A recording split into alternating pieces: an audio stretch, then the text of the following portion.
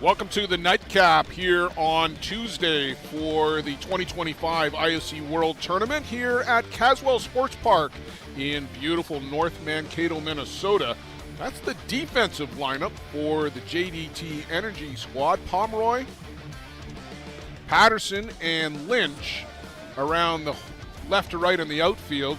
Laskowski, Ducharme, Kipfer, and Walsh for JDT. And it's Devin McCullough, as it's been all week here. Dallas Cornelius behind the plate. Batting for the Express, the Bear Creek Express. And Joe, this is almost an intramural. Well, it is. It's an intramural game. Yeah. Bear Creek Express. Callum Bichel, Yusuke Morita, Ty Sebastian's the designated player in the 3 spot. Luger Pinto, Jack Burt, David Galino, Ty Bartarello, Cody Panabecker, Yusuf Davis in the 9 spot. There you see it for the Bear Creek Express. There Devin should be McCullough, no secrets. No, there's no secrets here. This is a brother on brother. Devin McCullough, Joe, has been outstanding for JDT, picking up both of their wins. The Express, we last had them on the broadcast on Sunday, the first game of the day on Hall of Fame Sunday. And Joe, they struggled. They banged out 11 runs, but they struggled getting past that Grass Valley Greens team. That game was 6-6. Yes. The end of 6. And the Greens team had runners on second and third in that 6th inning. So they persevered, and Callum Bichel knocks one out to left for a leadoff single for the Bear Creek Express. Good start for Bear Creek Express. Leadoff batter Callum Bichel. Good start there. Just a big punch out to left field. Now, they did come back and convincingly beat the Kingston Axemen 7-0 on Monday. Yusuke Morita, center fielder for the Express. And boy, Joe, he has looked really good all summer long for the Express and was really good for Japan at the World Cup as well. Kind of like having 2 leadoff batters with this Bichel and Morita going 1-2 here.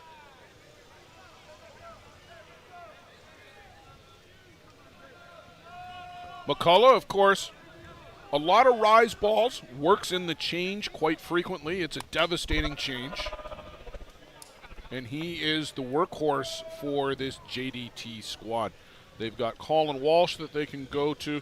Yanni Suriel from the Dominican national team was a late pickup for the JDT squad after Pami Madzalukwa was unable to make the trip.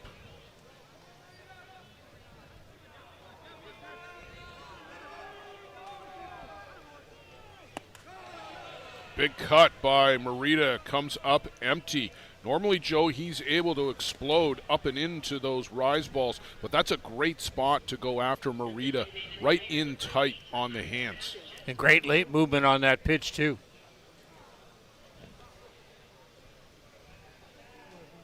Ty Sebastian to the plate. Talked to Ty, Joe, after the game on Sunday, where his first at bat, he got hit in the ankle. Now, it one hopped, but nobody wants to get hit in the ankle, and he was very sour about it at the time. He threw the bat down. There goes Bichel on the move, and DOA at second base. A good throw from Dallas Cornelius, and he gets Callum Bichel. Good gun there by Cornelius to fire that bullet down to second base. Tagging Bichel out at second base for the second out of the inning. Yeah, replay just unavailable at the moment. Luciano Lafrano has jogged down to center field to make an adjustment to the center field camera. I can literally see Luciano jogging back, and it's like run, Forrest, run, Luciano, run. Where's Juan Cruzero when you need him? We needed Juan Cruzero here tonight. Juan, where are you? Indeed.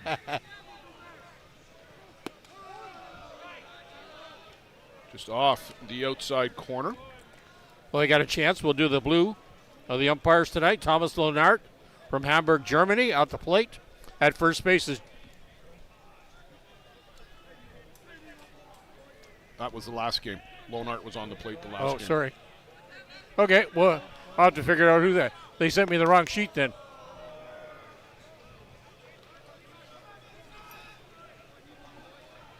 I got it here, Joe. I'll dig it up for you.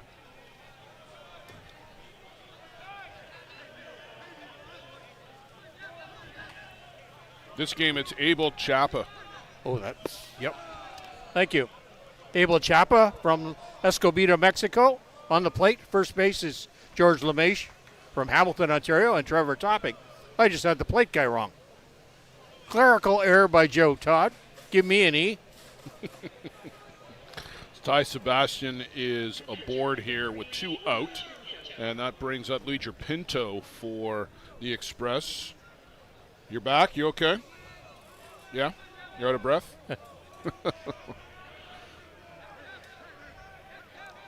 Pinto's been an RBI machine all summer long for Bear Creek. Every tournament they've been in, games that they're winning, he's a big contributor.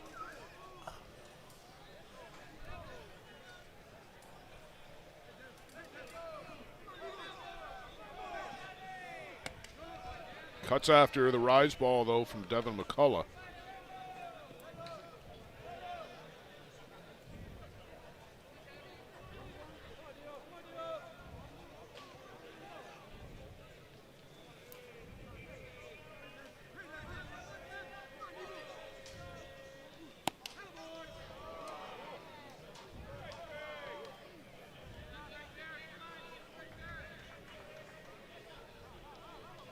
Two balls, one strike to Pinto. 2 down. Ty Sebastian at first base.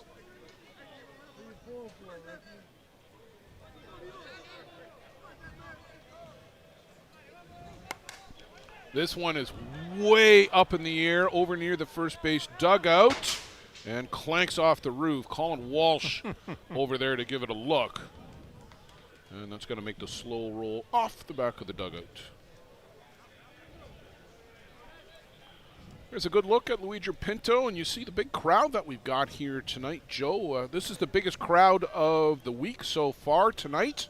They're here for these winners bracket quarterfinals. This is the second of 4. Tomorrow night we'll have 2 more, the Gremlins and the Batmen, and the Drillers and Ostrander, the host team here from Minnesota. Those are going to be 2 excellent ball games. We had a real good one with Hill United. Despite the score, it was 7-0 was the score. Kegel Black Knights left 10 runners on base. Yeah. They had their chances in that game. You just can't leave those runners there. That RISP stat, runners in scoring position, is very important.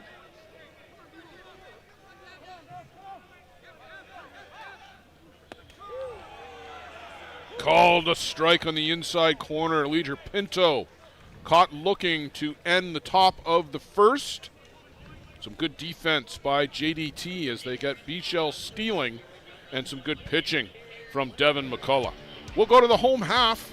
JDT coming to the plate.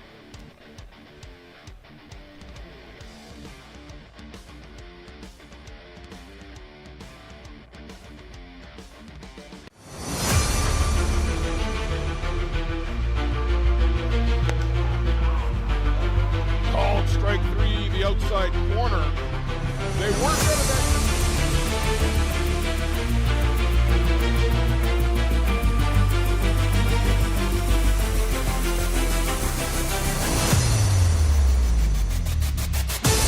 Yeah.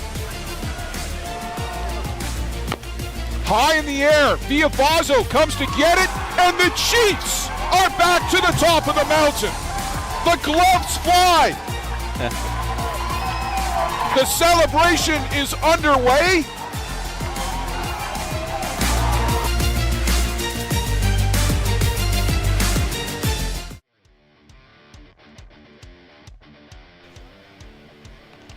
Back here for the bottom of the first inning. We'll set the JDT batting order for you. Jordan Pomeroy is going to lead things off. He'll be followed by Braden Descharmes, Scott Patterson, as you see it come up here, Colin Walsh, Jonathan Lynch, Justin Laskowski, Travis Jones, who had a big home run yesterday in JDT's win, Dallas Kipfer, and Dallas Cornelius, a pair of Dallases at the bottom of the order for JDT First Energy.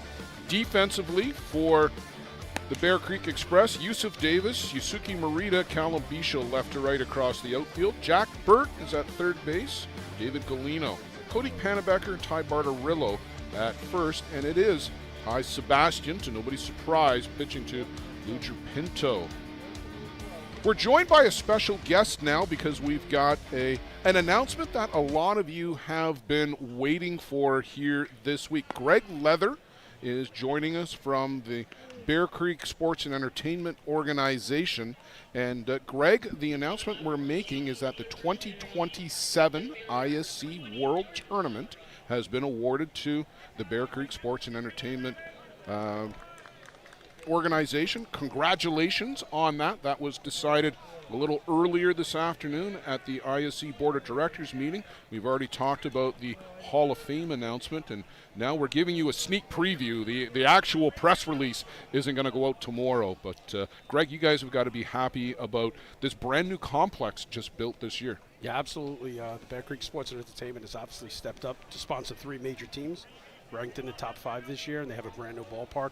They're excited to show off to the softball world, and going to make a lot of improvements there. And you'll get up there hopefully sometime after this event and help them what they need to host the ISC, but they want to make it a top flight, organization and top flight event.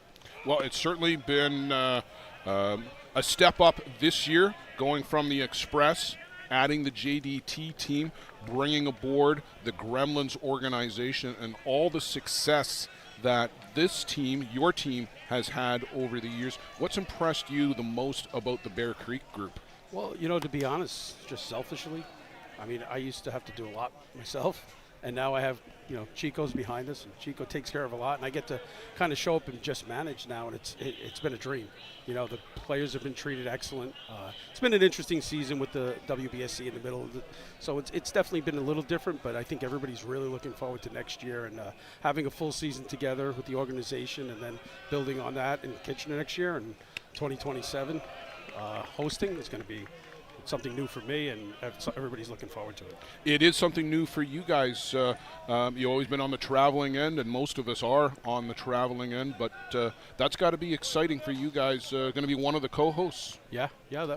There's 3 teams, so who knows? We could only have 2 co-hosts, right? But it is going to be exciting, and to have the players living up there, probably training, maybe even starting some leagues during the week and doing some clinics, and they have a lot of they have a lot of plans to build on this facility and help the game itself and help it grow. It's not just about the 3 big teams. They also have a Masters team, so it's about promoting the game. They really love the game, and they want to promote it, and they have a lot of interesting ideas. I really love what you just said there about the idea of a clinic. As Jordan Pomeroy thought he had worked a walk and pitched the bat over to the dugout and had to go get it back from Scott Patterson, or rather Braden Ducharme, who's on deck. And that's not going to earn you too many favors with your home plate umpire either, but we'll see how the next pitch goes. The idea, I think, of maybe getting youngsters involved, youth clinics, younger ball players, that's something that would be really exciting to see. Absolutely. That's something that's been talked about, that they'd like the idea of especially the international players, staying up nearby, working with lower level teams, having some of the pitchers go on lower level teams. A lot of ideas we're starting to throw around to have some teams play each other in leagues and clinics and work with kids up there. So there's a lot of ideas, and the complex gives, and now hosting, it's going to build some excitement in the community up there, and having it back-to-back in Kitchener and then moving over, about an hour or so away, it's going to be a real boon for Ontario and you as the commissioner. Yeah, I'm really looking forward to that back-to-back events in Canada East. The complex is near Melbourne, Ontario. The Chippewa of the Thames First Nation is the home of the Bear Creek Sports and Entertainment Complex. It is the hotels, I guess, are going to be in London, about 20 minutes away. Correct. And there's plenty of hotels in London, Ontario, a major city, of course, so be lots of places for teams to stay. secondary facility is going to be Glencoe. There were some games played there, and of course, your colleague Paul McCart, Chico, is very familiar with the Glencoe facility too. Yeah, we had to move some games over there when we had the Bear Creek tournament this year, and the lights were excellent there. It was just like, I mean, honestly, coming from New York, all the Ontario facilities are pretty nice, and it's a typical Ontario, small town. Back-to-back diamonds with good lights, and from what I understand from talking to Paul, the people who run it there have run a lot of big events, rodeos, and things like that, so they're very familiar with hosting a lot of people.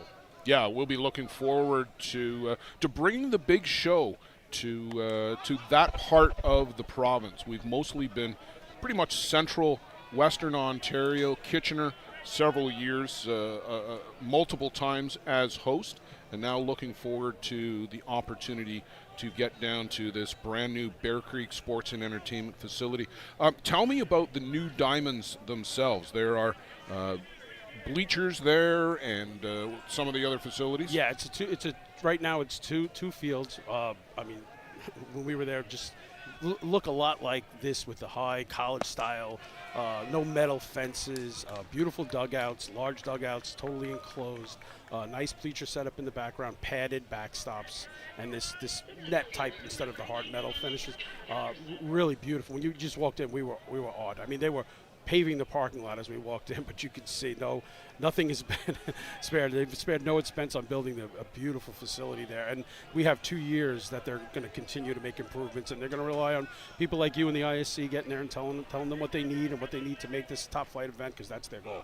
Bear Creek Sports and Entertainment is where you can find a great picture of the diamond on their Facebook page, and certainly more about the folks at Bear Creek Sports and Entertainment. This is really exciting because it gives us yet another option for the ISC World Tournament as we're looking at, can we build out a rotation of hosts? And I think that this is just fabulous, partly because it also takes some pressure off the folks in Kitchener to be the only ones in Ontario, which, as we all know, is a real hotbed for the game. Absolutely, and it's not just the ISC. I believe they're looking to bid on Canadians and native nationals and things like that. They want to promote the game in all aspects of it. Yeah, and that's a big event too, and of course that's going to start this weekend, the Canadian Native National Championship, and that would be a natural fit for Bear Creek too.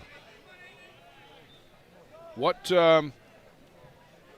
else should we be thinking about over the next couple of years? I mean, this gives you guys time to plan for the next 2 years too. Yeah, it's just every time I think I'm out, they pull me back in, huh? So I'm starting to retire a little too much, but no, I gave the Bear Creek organization at least a 3-year commitment, so I'll definitely follow through to that, and I'm excited to be involved. As far as our team, we're pretty happy with our team. I don't see too many big changes coming. We have a couple injuries this weekend, and it's a short season, so those are battles that you have to overcome. This one's laced out to left field by Scott Patterson, who continues to hit the ball well here for the JDT squad. What's when you guys play the Express, when you play JDT, do you feel a little more rivalry now that you're all part of the family?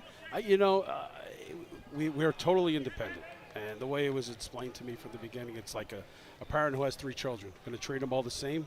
Nobody's getting any preferential treatment. So it's, JDT's a new team and a very good team. But, we've obviously familiar with playing the Bear Creek Express. We played them a lot and had a lot of good battles with them. They probably had more success against us than anybody in the past few years, to be honest with you. So, yeah, I think there was already a rivalry there. And, of course, you always want to win every time you take the field, and I'm sure they feel the same way. Inside from Ty Sebastian. So no extra incentive on the line for who finishes at the top of the table here amongst the 3 Bear Creek teams? We're just looking for a little dirt here, listen, I'll be honest with you. You listen, when we lose to whoever it is, I don't expect to lose. You get to that point where you just don't expect to lose. And whoever you lose to doesn't make it any easier. So whether it's them or Hill United or JDT, or the Express or anybody else, Toronto Batman tomorrow, we do not want to lose, but, you do let's be honest. You can't win all the time, and losing makes winning even sweeter. So you don't plan it, but I don't know if there's anything extra. I can only speak for myself. I can't speak for them. But maybe there is from their point of view because we were brought in a little late, right? And but we were just, our situation was with our sponsor, who's been a long-time sponsor, was also put in the Hall of Fame today. Yeah, you're going exactly where I want to go, which is he was our long-time sponsor, and Bruce is battling an illness right now that we're pretty confident he's going to be able to beat. But he and I alone have been together for over 20 years, and he'd been sponsoring teams in some form or another since 1970.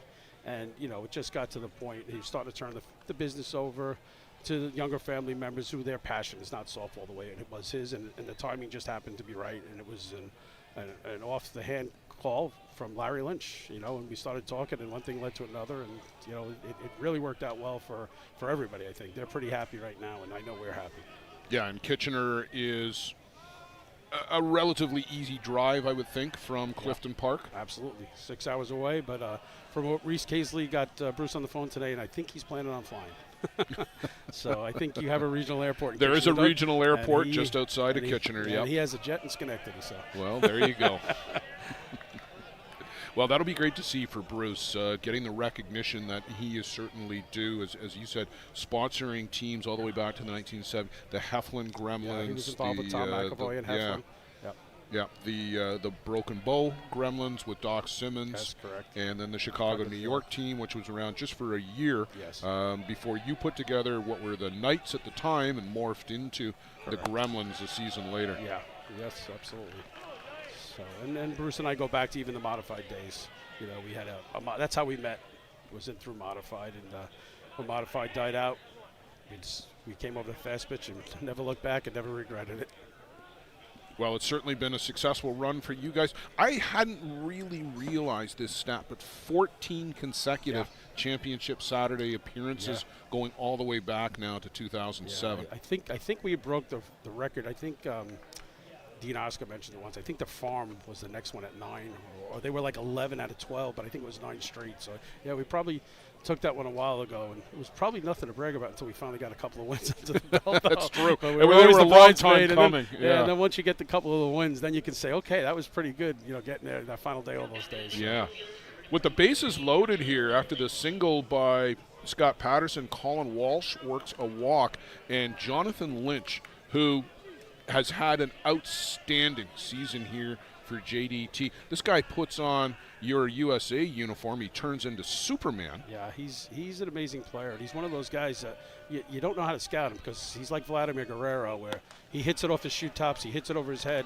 I always tell guys throw it right down the middle. Well, Ty Sebastian just came in with one right there, and he swung through it. I mean, we would talk about hitting, and guys would be preaching, and he would try to lead in when I was the USA coach, and I go, Lynchy, I don't know what you do, but it works. Just get out of this conversation because none of this applies to you. He is a fantastic player. He really is, and he's a good kid. Yeah, he's one of the nicest guys in a game full of nice guys. It's always, hello, sir, how are you, sir? Yes, it is. Farm takes exception to the sir. This one is skied. He hit the bottom of it out to the left. Yusuf Davis will come in on the run. And a real strong throw to the plate to Luigi Pinto. So just not deep enough off the bat of Lynch.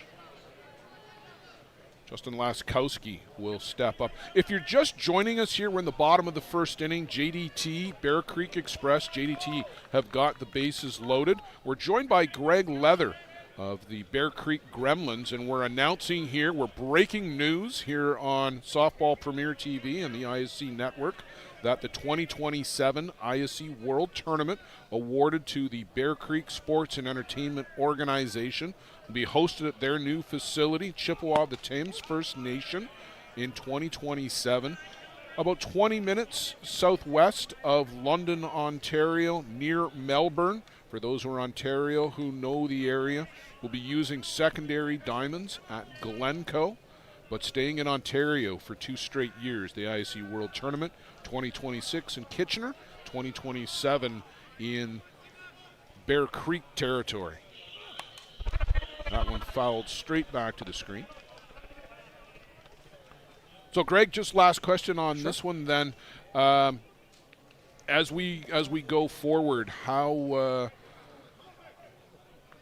do we do this in terms of the ISC? I guess we're going to have to start bringing some people down to the Bear Creek facility and having conversations with you and Larry and Paul and Chico, and really digging in.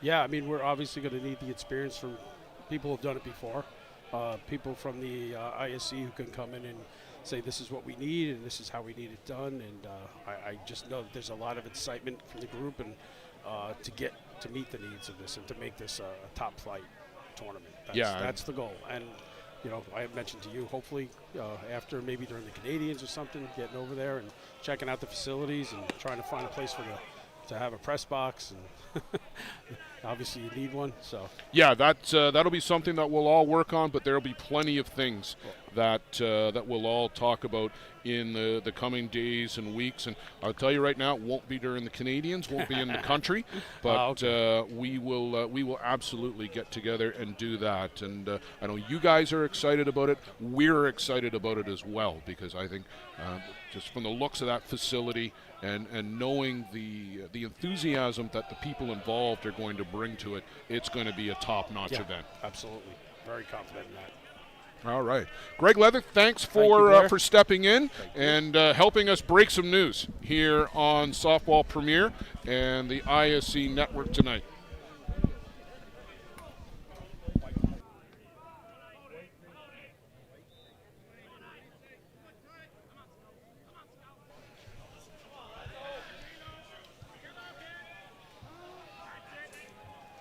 Laskowski calls time and just wants to get reset. 2 balls, 2 strikes, 2 out. Bases loaded here for JDT. A big moment already early in this one. Ty Sebastian, a lot of pitches here, and he's going to run the count full, and going to be no place to put Justin Laskowski. Sebastian has got to find the zone here. He has struggled a little bit to be consistently in the strike zone.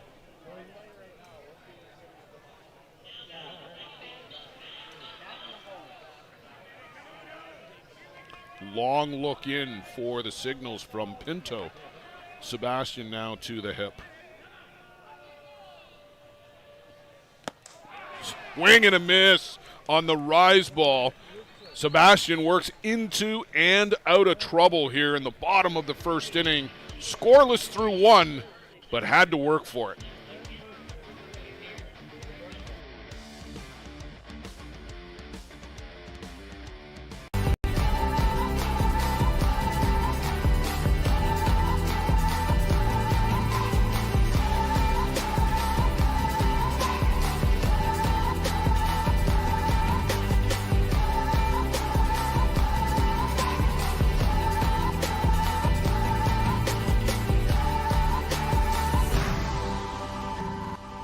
Catcher, inch by inch, we'll fight to make the lives of First Nations people in this community, this province, and on this continent better. I know we have a long way to go, but I'm proud to say as long as our people have a need, Dreamcatcher will be there for them.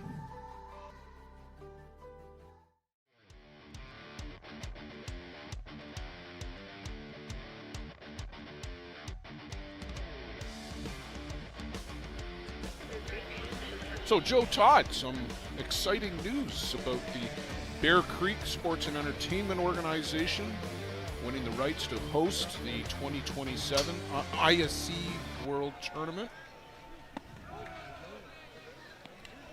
Yes, excellent news. Actually, right in my backyard, really. You might even be able to stay at home.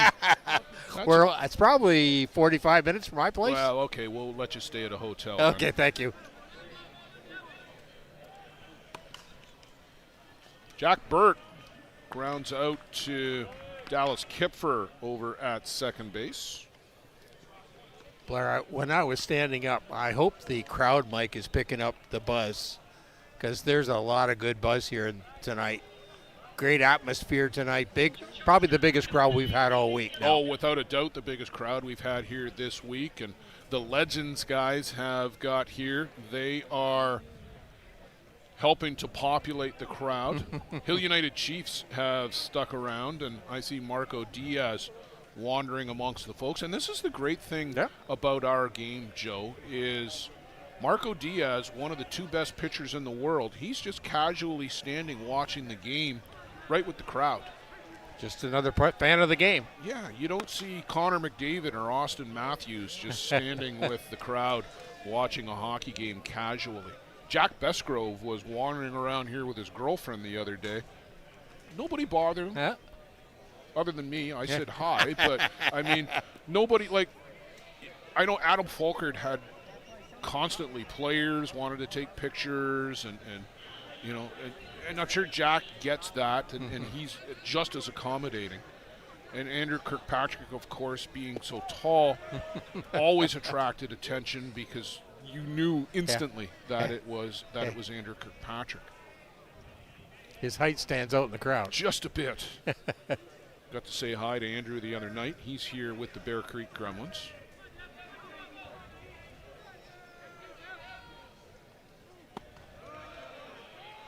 David Galino cuts at that one but can't catch up. A real efficient top of the first for Devin McCullough.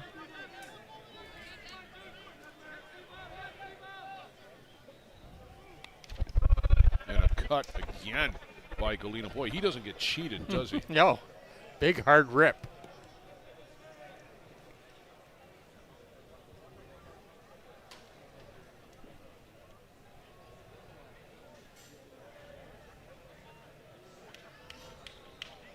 If you're just joining us for the first time today, this is the second of the 4 quarterfinals. Hill United were 7-0 winners over Fargo, Keagle Black Knights, but that was not a 7-0 ball game. No. The difference in that one was Hill United took advantage of every single opportunity presented to them, while the Knights stranded 10 base runners during the game. Marco Diaz, 6 hits, 4 walks, but 12 strikeouts. He was able to get the punch out when he needed it, and that was the difference in that ball game. But it was certainly much more competitive than what that 7-0 score would indicate. And 2 of those runs came at the end in the top of the 7th. Eagle has to take advantage of some of those opportunities that just did not. And that one looked like it got a piece of David Galino on the hand. He's pulling on the batting glove. He'll make his way out towards first base. See it here.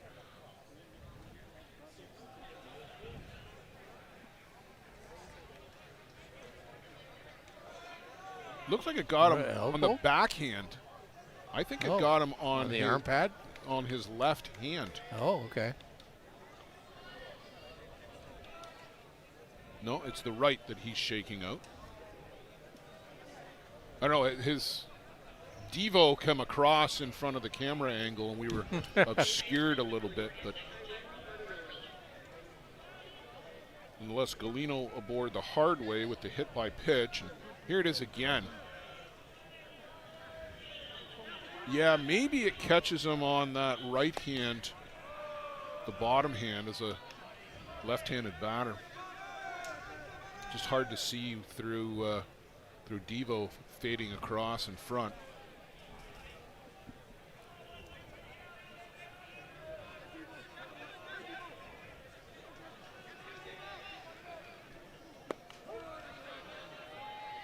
And that's in for a strike.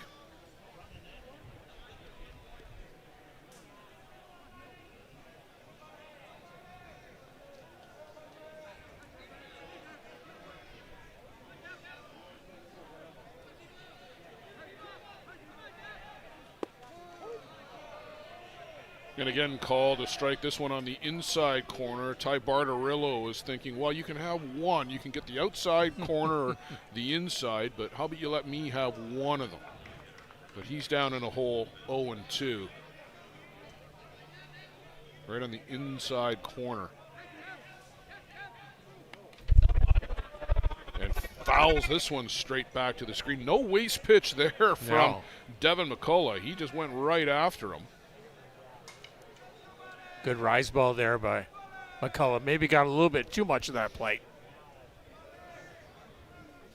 Well, you listen to Devin McCullough when he does the podcast. He did one with Randy Frame and Chris Hopewell on Outside the Chute in the last little while. And he comes at you 0-2. He's not much for fooling around with waste pitches.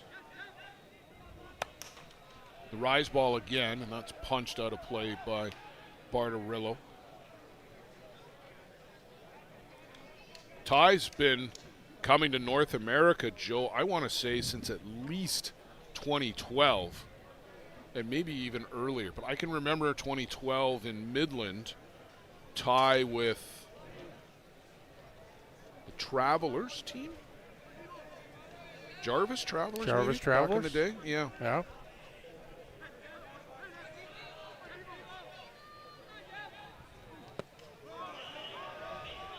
Had a notion to go after that one downstairs, but is able to hold back. Always been one of the premier hitters in the game. Line shots, and they ask, and no, he didn't go around.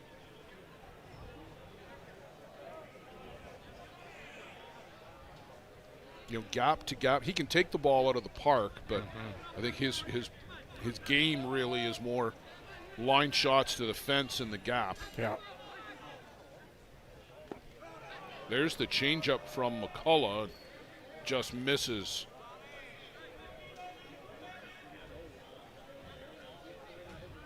Change up in that situation's got to be thrown for a strike. You got to catch a corner of that plate. Now you worked yourself into a full count. You got to come at the batter now. I don't think he missed by much, that's for sure.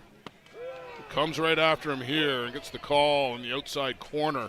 Sets down Bartarillo looking. His third strikeout of the game. Second looking. That'll take us to Cody Panebecker in the 8th spot in the order. This Express team, as we've talked about over the course of the summer, completely remade from last year. There's not a single guy on the field that was with this team last year. Well, sometimes you need a fresh start. The interesting thing is, Joe, some of them that were with the team are now wearing white on the field. Colin Walsh moved from the Express to JDT. Jordan Pomeroy moved over. Dallas Cornelius was the Express last year as well.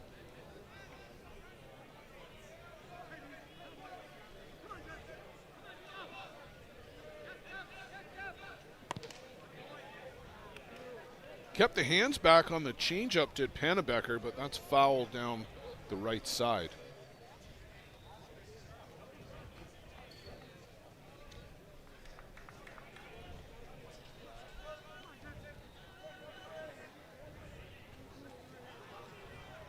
One ball, two strikes.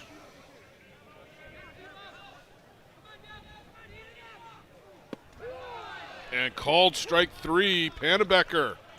Can't get the bat off the shoulder. Devin McCullough is getting them with that low pitch, Joe. Maybe that's a low rise that he's coming in with. Right now, it's grabbing the corner of the strike zone.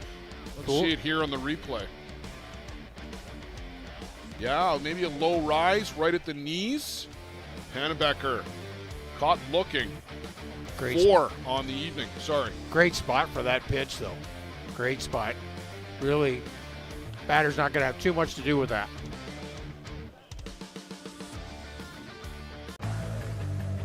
Let's talk about a local one-stop shop. Live Well for Life is just that. A fitness, nutrition, and therapy facility all under one roof. Located at 3878 Wellington Street in Mitchell, Ontario, you can get so much done in just one visit. A full complement of staff on hand include chiropractic, massage, and personal training to get you back to your healthy self. Find them on the web at livewellforlifeinc.com or give Live Well for Life, a proud sponsor of the broadcast program.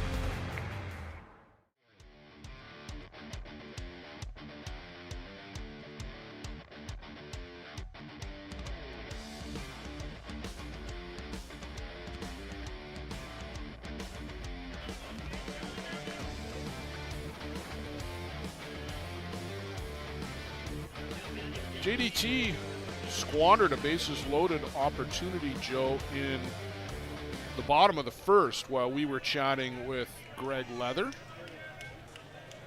Ty Sebastian threw a lot of pitches in that game, or that inning, sorry. Of the 6 batters he faced, 3 went to a full count. Just waiting for a game changer to catch up. Sebastian, 29 pitches in the first.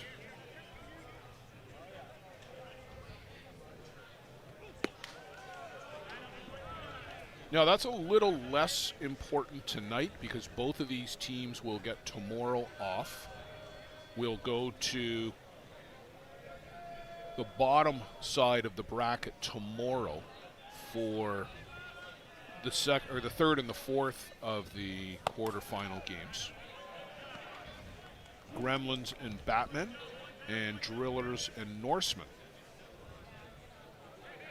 Both good matchups. Looking forward to that. Yeah, Roman Godoy was firing bullets last night in the Ostranders Sandlot game.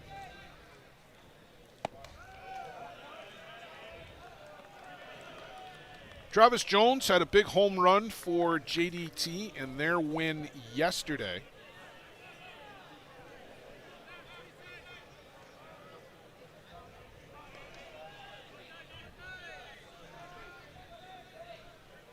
He and Sebastian, both former teammates on the Toronto Batman squad, and that was called a strike on the swing, I think.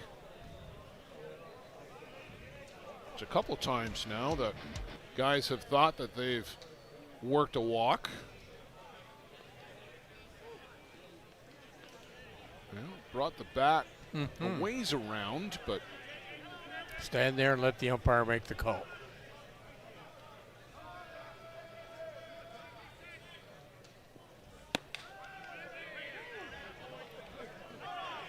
He waited an extra beat to toss the bat this time. Travis Jones does indeed get the walk.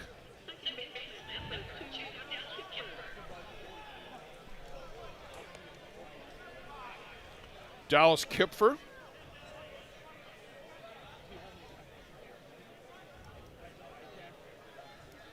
I always enjoy talking to Dallas when we're at. Oh, Joe, there's your umpires. Abel Chapel, George LeMaitre, Trevor Topping. You mentioned that previously. 2 of the 3 from Ontario. George and Trevor seem like they're joined at the hip most days. They do a lot of league night games together. At least they used to. I think maybe they've parted a little bit as Kitchener is Trevor's home base. Kipfer can't bunt that one. George LeMaitre is out of Hamilton, and with the GHFL not having games in that corridor anymore, George, I think, does a lot of the Erie League stuff, water down games. Trevor does the KFL. Does he do any of the games in that Tri-County League at all? Trevor? Trevor. Yes, he does.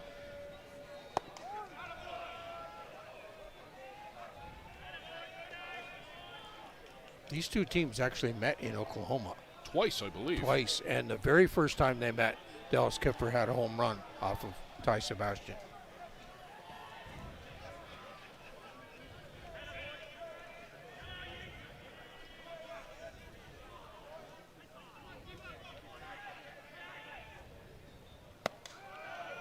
That misses out and away. Sebastian, Joe, he got the big strikeout at the end of the first, but again, just like the other day, he's struggling, I think, a little bit here to find the strike zone.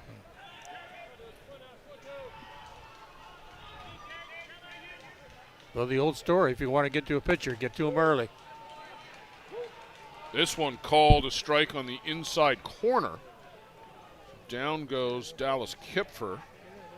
Then we'll go to Dallas Cornelius. I don't think I've ever had 2 Dallases in a game together, never mind back-to-back like that.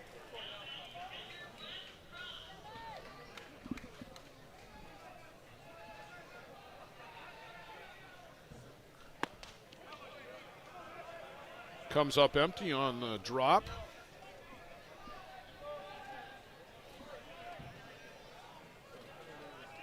Both McCullough and Sebastian were members of Team Canada at the recent World Cup up in Prince Albert in Saskatchewan. Are they both headed to China next week? I'm pretty sure Ty is, isn't he? I believe the answer to that is yes. Yeah. I think Ty Randerson is the other pitcher. Randerson is going. I'm not sure that Schofield is. I believe Cleary is. Oh, Sean okay. Cleary, who is not here this week. And it's a shame that he's not. We miss having Sean here for a number of reasons. But the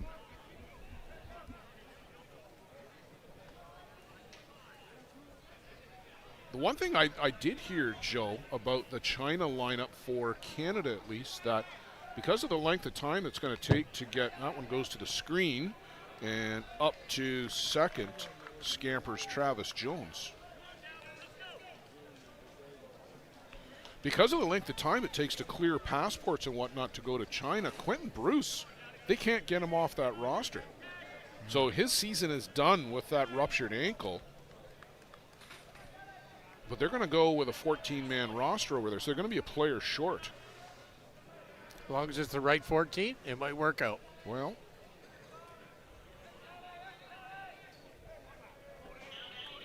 it's going to be a tall task given the field. Swing and a miss by Cornelius. He's down on strikes, and we'll go back to the top of the shop. Bring back Jordan Pomeroy. Jordan worked a long at bat into a walk leading off the game. Good rise ball from Ty Sebastian and gets Cornelius to swing under it.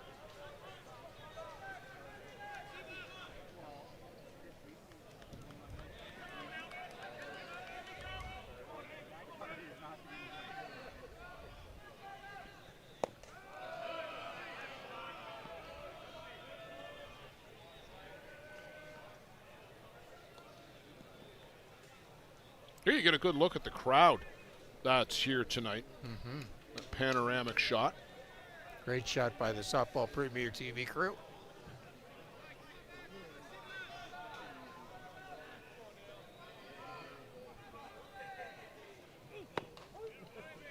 And that's in for a strike. And that shot, Joe, maybe Luciano will go back to that shot one more time. That's essentially our view. We're maybe not quite that panoramic, given the way the human eye works, but that's essentially our viewpoint. You're seeing what we see with that shot.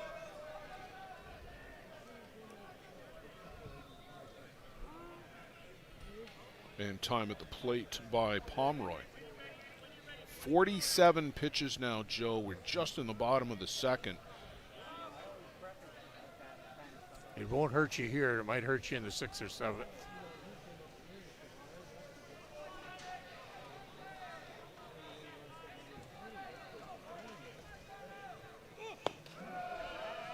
And that misses down and away. Yeah, there you get a shot from center field. You see the mostly full bleachers here. And then we are under that white tent right at the corner.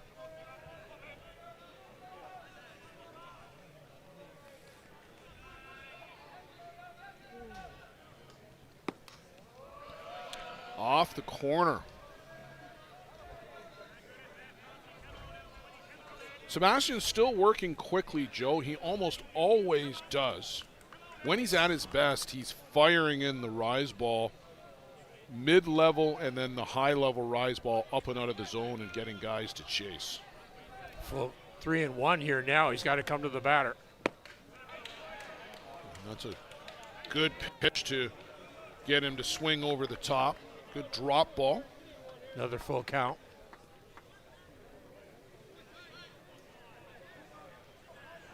But an even 50 for Ty Sebastian here, and a big, deep breath from number 8. Travis Jones out at second. A walk. Up to second on the wild pitch. And there's ball 4 to Pomeroy, his second walk in as many innings. Good patience at the plate by Pomeroy.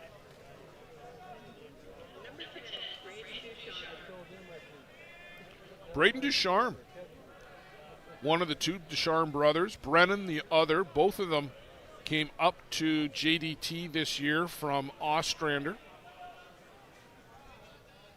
Both these young men on that bronze medal winning USA squad at the World Cup. Didn't get a lot of playing time, Joe, but a great experience for both, and they'll be part of the future of that program. This one way up in right field. Coming on to make the catch is Callum Bichel for the third out of the inning. Ty Sebastian dodges a couple more here in 2 complete, still scoreless, JDT and Bear Creek Express. Welcome to Mont Hill Golf and Country Club. With our beautiful 27-hole golf course open to the public, we work tirelessly to ensure your time with us is second to none. Well, here you'll be able to enjoy an incredible dining experience at our very own Big Pete's Steakhouse. Play some of the best courses in the world with our state-of-the-art golf simulators. Upgrade your gear with the top brands at our pro shop, or host a stunning wedding, event, or conference inside one of our beautiful ballrooms. Learn all this and more at monthill.ca. We can't wait to see you soon.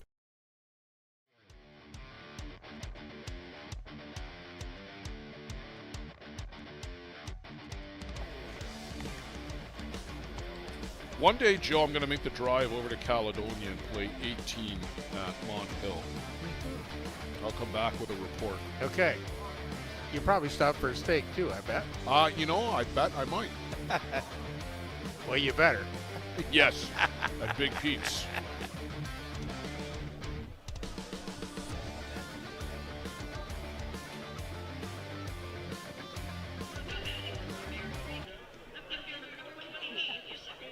Probably just a trip around the lake then, wouldn't it, for you?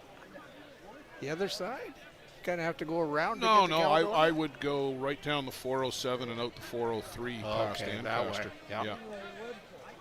Yusuf Davis to lead things off, swing and a miss at the rise ball.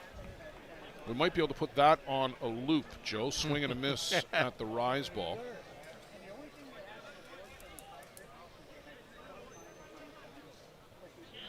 Swing and a miss is pitcher's favorite words.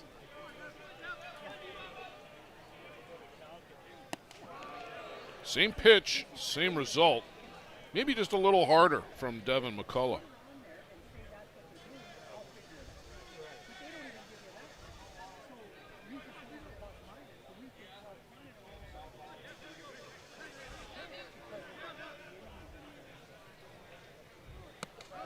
And a little higher, a little harder as he goes rise ball, rise ball, rise ball right after Yusuf Davis and can't catch up to any of them. Down on strikes, the 9 batter for the Bear Creek Express. McCullough just at 41 pitches now. So a little bit more economical than Sebastian has been able to be. Bichel now with his second look at McCullough. Shows bunt, but pulls it back as that one is out of the zone.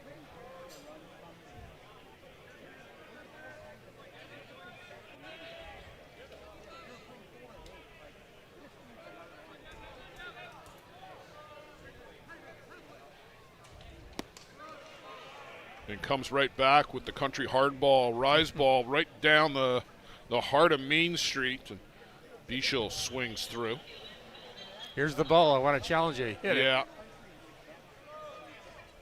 Schofield, Cleary, Randerson, and Sebastian are all the pitchers going to China. I want to say hi to Mike Brancho and thank you for that info.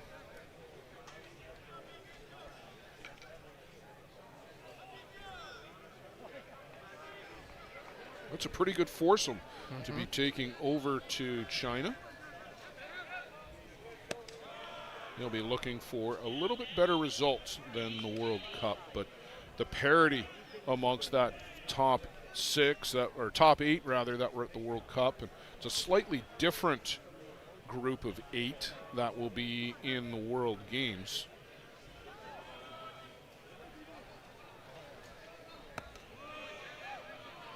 Bichel chases up and out of the zone. It's just going to be awfully hard to watch it. Well, and I don't know what the time streaming zone is going to is. be. Well, they're basically, right? China's basically 12 hours ahead. So if it's 4 in the afternoon game there, it's going to be 4 in the morning where you and I are in Ontario. Bichel down on strikes. 6 of the evening now for Devin McCullough.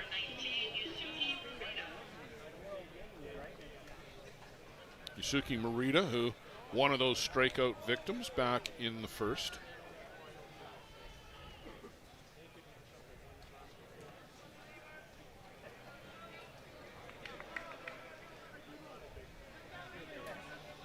Perhaps the most unique batting stance, and maybe the most recognizable too, Joe, with Yusuke Morita. Of course, you could always tell when Patty Shannon of the last generation of players came to the plate. He would step in on that left side like he was going to be batting regularly, but then would just wheel around and basically broad face the pitcher. Yeah.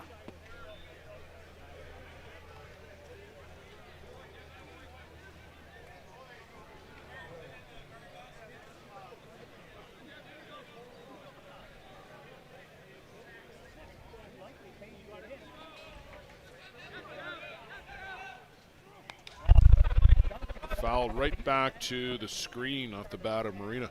Boy, you're in that front row, Joe. You're practically on the field, aren't you? Yes.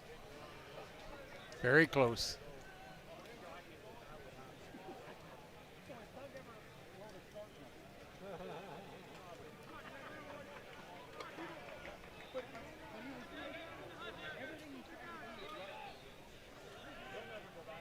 One ball, 2 strikes to Morita. This one punched out to center. Out near the fence, but not near the track, is Scott Patterson for the final out of the inning. A 1-2-3 inning for Devin McCullough and JDT. We're going to go to the home half of the third. JDT First Energy coming back up. This business was opened in 1965 by my father, Ned Matiosi. Could have walked in here 25, 30 years ago and seen just about the same thing. The process of making this suit takes about 6 weeks. It goes through about 12 or 13 hands as it's moved along the line. It's an old-time place. Making stuff from scratch here in the city at a reasonable cost. It's a very personal type of business.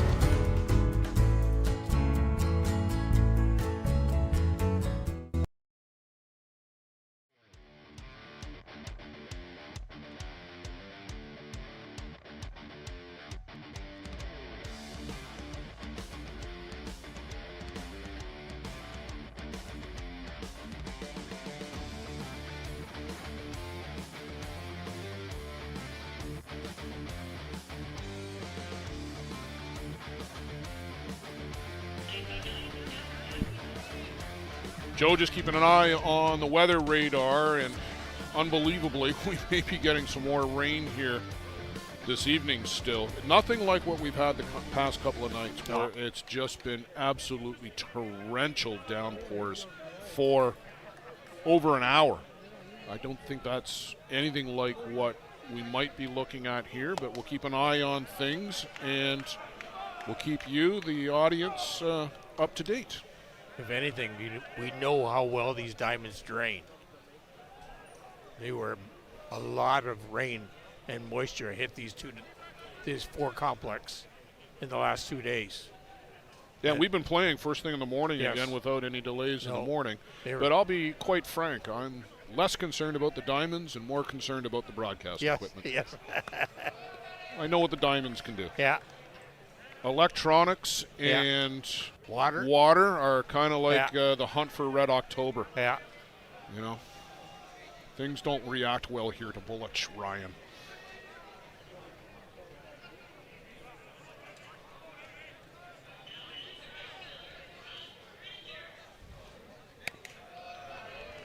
off the corner. Patterson singled in the first, got as far as second base as JDT would load the bases. Couldn't cash.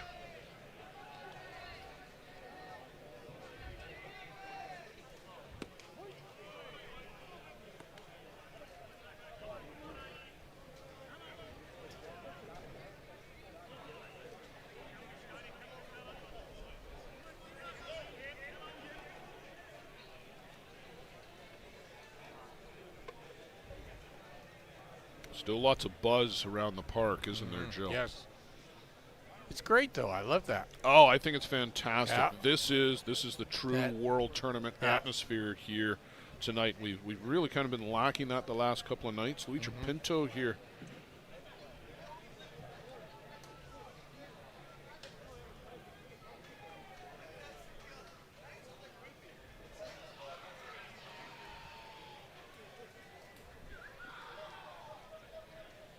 Getting some work done on the glove, Joe, or his throwing hand.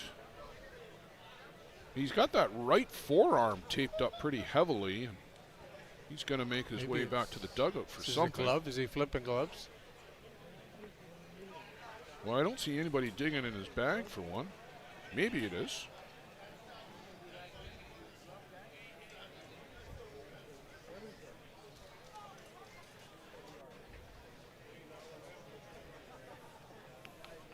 He's rooting around in the dugout for something anyway. Sebastian's doing some warm-up tosses to Pannebecker. Well, here he comes back out. Yeah, that's a different glove for sure. It was not multicolored like this one is. Yep. Have a quick chat with somebody in the stands. And whoever that person is, he immediately got up and was going to go run an errand for Luigi. Yeah. Go get my other glove, or I need a repair kit. Yeah. Well, it's nice to have people at your beck and call like that. Yes. 3-1 to Scott Patterson. Luigi Pinto back with a new receiving mitt. Right back up the middle. Patterson 2 for 2 on the evening.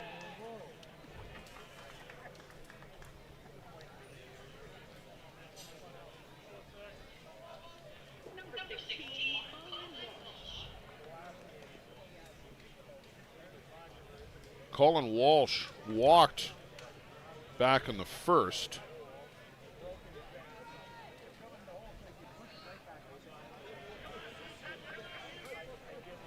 And that was a long at bat too, Joe. I know you were tracking pitches while we were talking to Greg Leather. Walsh turns squares, gets out of the way, and this one Pinto couldn't find the handle, and they do the job for Colin Walsh. They let Patterson scoot up to second base.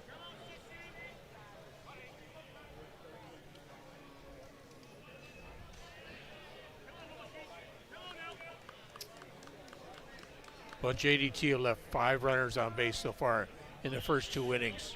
They've got to start taking advantage of these situations.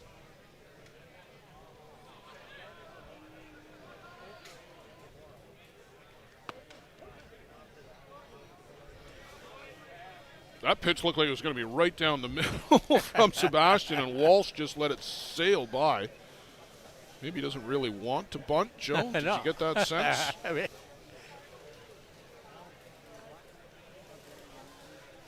Jamie Simpson, skipper for JDT, down in that third base coach's box. Mike Taylor is over in the first base box, and great to see Mike back at the ballpark. Yes. It's been too long since we saw Mike Taylor in uniform.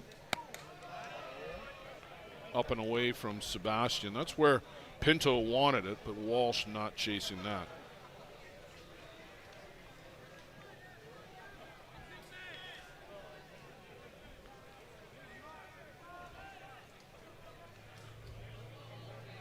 Larry Lynch, the other coach for JDT.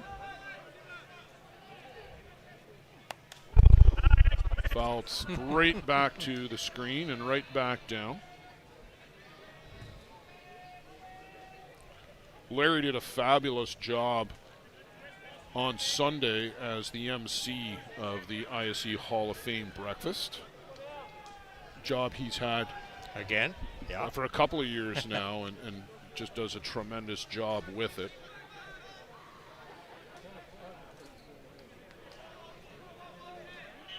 In addition to the Bear Creek announcement, we also had 6 nominees for induction into the 2026 ISC Hall of Fame ceremony. Jeff Ellsworth, now the head coach of the Hill United Chiefs, but a tremendous player in his day. Ian Fairman, and Joe, was there a better big game shortstop than Ian Fairman in the last 20 years? Came through with a lot of clutch hits. Clutch hits, but just phenomenal defense yeah. from Ian Fairman as Yeah. well. 6 times All-World, every one of them first team All-World. Very reliable. Chop foul and can't find the handle, Luigi Pinto. And Lucas Mata, 5 consecutive years from 2003 through 2007, had his teams in the ISC World Tournament Championship game. 6 times All-World, was the most outstanding pitcher in 2012 with Pennsylvania Power that year. The prototypical dominant power pitcher, Lucas Mata. And really, Joe, one of the trailblazers from Argentina, and there's 37 players from Argentina here this week. They all better be at the Hall of Fame breakfast Yes. next year to celebrate with Lucas Mata, Yes, that would be great.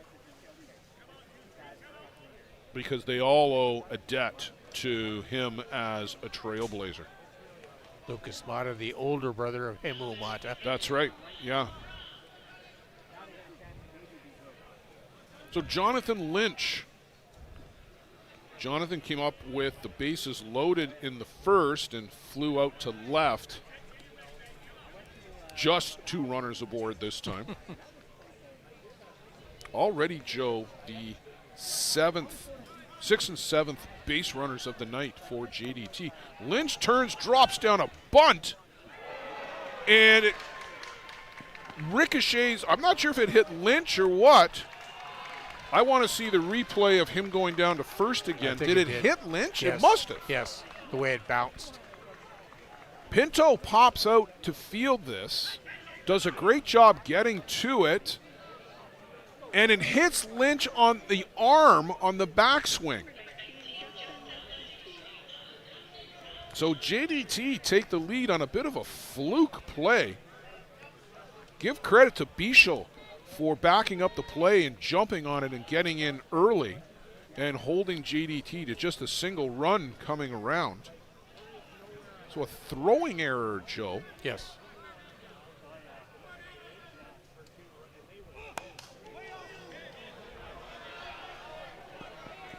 That's going to come back out of play. And adeptly handled by Brian Aratus, our communications specialist. He got that on one hop. Good hands. Wow.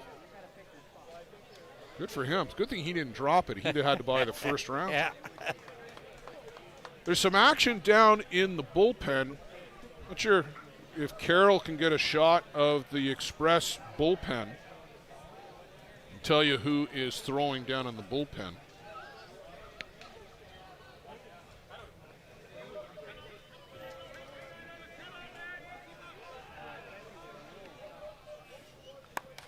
This one is lifted way up in the air again, Joe. Carroll's moving out of the way, so this one's somewhat close, just off to our left.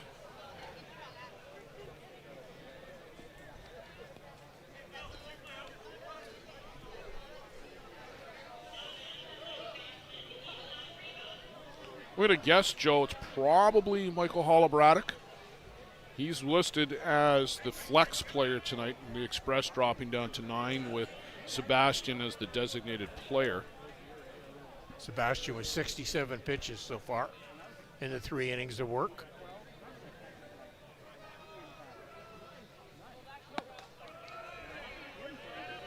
Pinto thought they had the strikeout there on Justin Laskowski.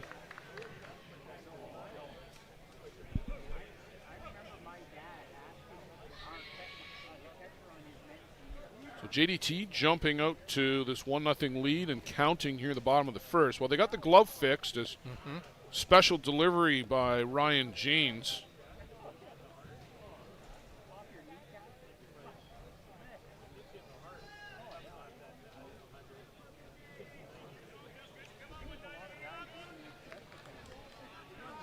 One ball, 2 strikes to Laskowski.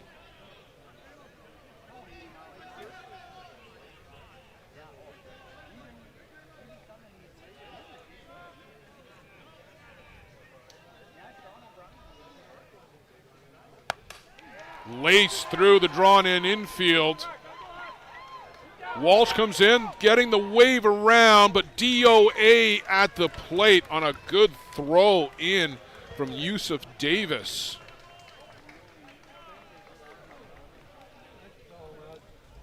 Jonathan Lynch cut down at the plate.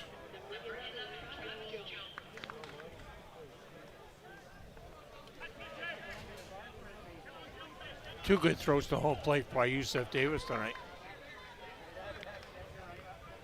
So Laskowski, give him an RBI, and he goes up to second on the play.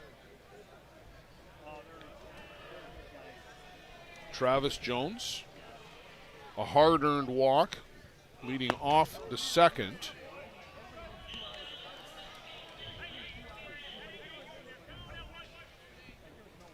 "70 pitches, Joe. Yeah. Here just in the third.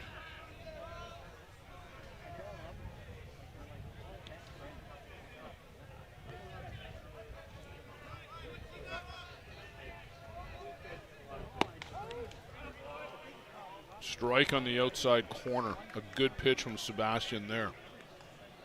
You got to hit those spots now.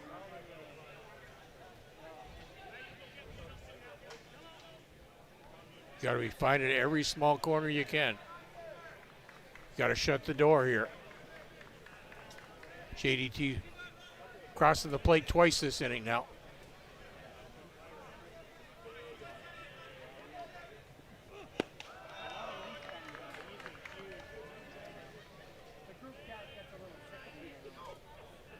Just the one out, so that was a big out at the whole plate, too.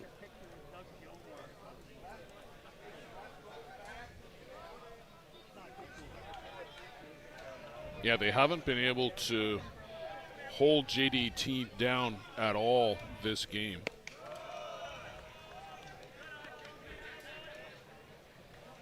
Bases loaded in the first, 2 aboard in the second, 2 runs across, and still a runner in scoring position with just the one down here in the third.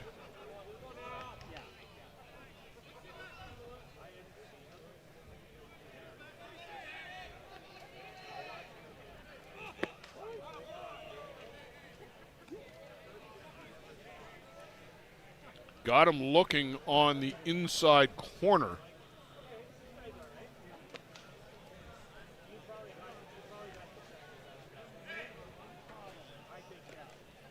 So Dallas Kipfer will step into the plate. Dallas has the Softball Instruction Academy, Joe, back in Kitchener. So you can literally say the game is his life. Yes, yeah. Full-time position. I think he's one of the assistant coaches at one of the community colleges in the Kitchener area as well.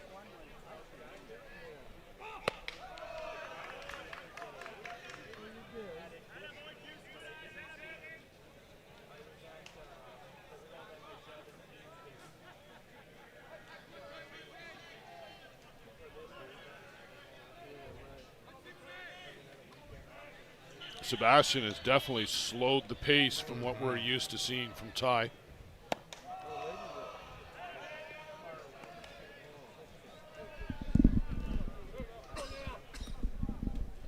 Ty and the umpire haven't been in too much agreement tonight. Wow.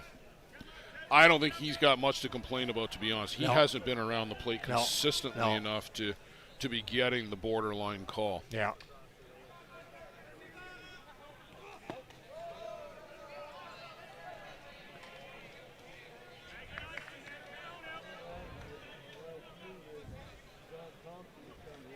3-0. Green light. No, he's not around the plate enough. You could miss out on a walk if you're going away whaling. I mean, that one's right down the middle, Yeah. but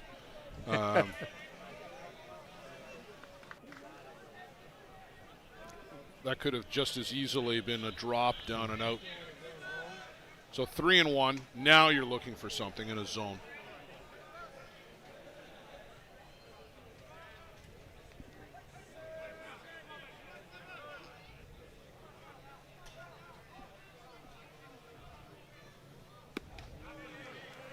Went after it. Yeah. Nice drop ball there. Wasn't anywhere close to that. I bet she comes back with that.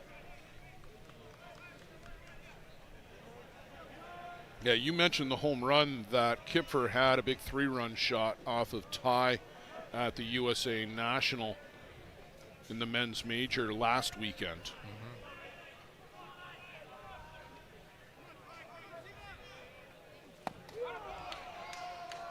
And that one called strike 3 on the outside corner. Kipfer caught looking for the second time tonight. JDT push across 2 here in the third. We'll go to the fourth. Bear Creek Express now with some work to do.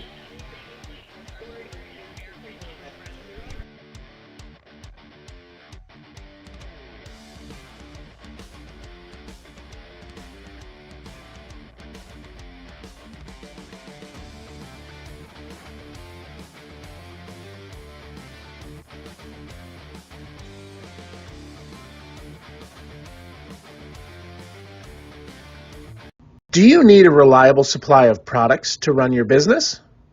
Are you tired of having to deal with multiple suppliers to get everything you need? Absolute Business Supply is your dedicated, full-service business supply partner offering over 400,000 products and unmatched customer service. At ABS, we aren't just selling products. We offer a commitment to building meaningful relationships with our customers, getting to know your business goals so we can provide the best possible solutions for your needs. Find us on the web at absolutebusinesssupply.ca and let us get it for you.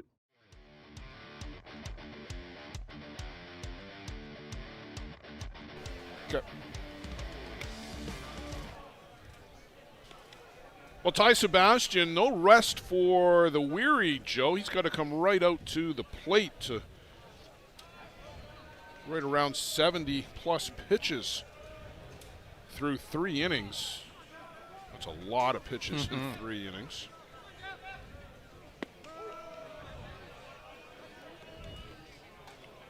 We'll see if Ty's swinging angry, Joe, because he was pretty upset the other day, and he launched one into the volleyball court past the trees. Well, they got to get themselves back in this game real quick.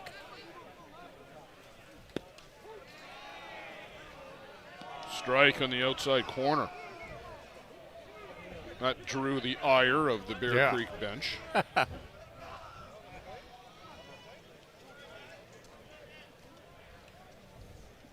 Well, you called it, Joe. Dallas coaches Conestoga College. Thanks, Trevor Botting. And Kyle Smith for the reminder on the 3-run home run versus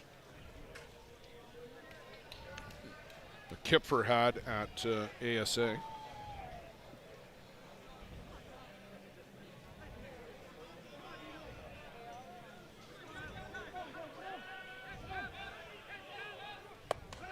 Chases upstairs. Sebastian down on strikes.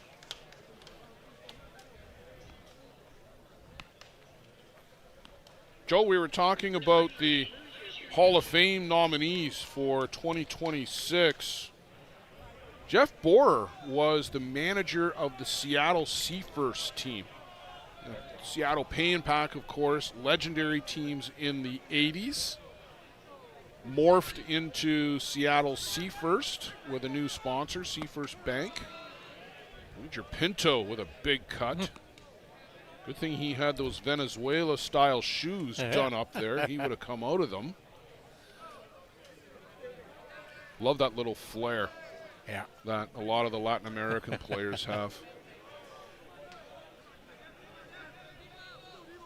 Seafirst won the ISC World Tournament in 1990. They interrupted that run of championships by the Pencor NHCD squad from Sioux City.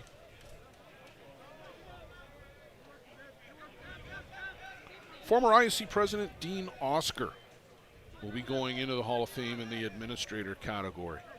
And I worked very closely with Dean, especially the last 5-6 years when he was president. And I tell you, Joe, just a quiet leader. You know Dean very well, too.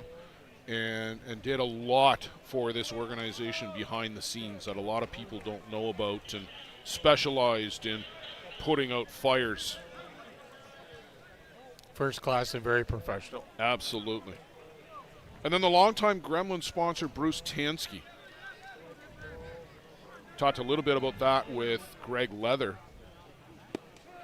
Big cut by Pinto. And that's 2 in a row from Devin McCullough, and 4 of the last 5, and 6 of the last 7 by way of strikeout for Devin McCullough. But Bruce Tansky, the Gremlins sponsor, that's where that name originates from, the Heflin Gremlins, Broken Bow Gremlins, Chicago, New York. And then since 2007, they were the New York Knights that first season in ISC 2, going all the way back to our ISC 2 days. But then they became the New York Gremlins the following year. And what a run that franchise has had here in the ISC. 14 straight appearances on Championship Saturday. 3 ISC World Tournament championships, 5 second-place finishes.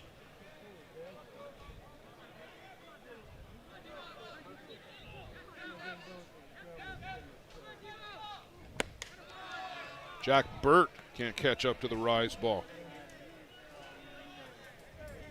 McCullough has put on a performance here tonight he's got so far. everything rolling. He is right around the plate. He's around the plate, but he's got a lot of swing and misses tonight.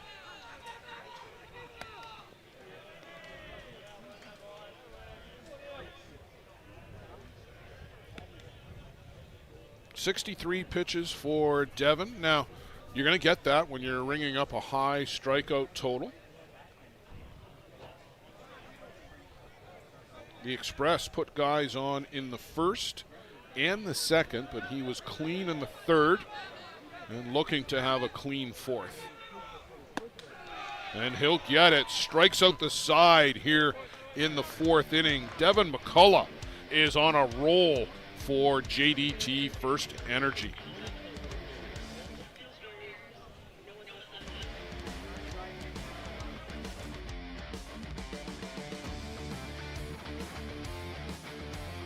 Peligro Sports provides the essentials needed to give your team an edge on the field.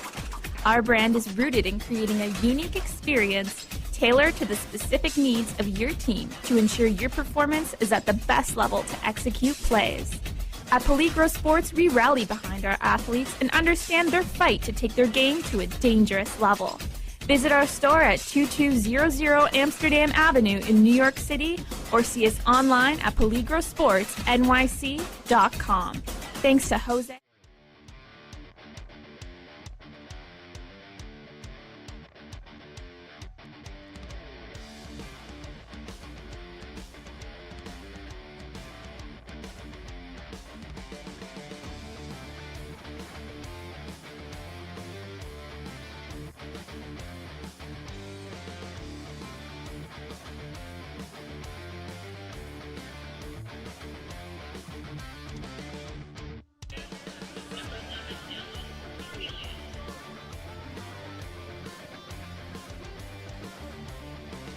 Dallas Cornelius leading things off here for JDT.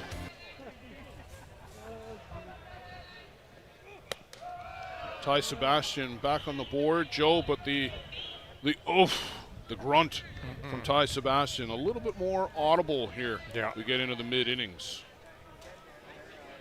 He's had a workout already.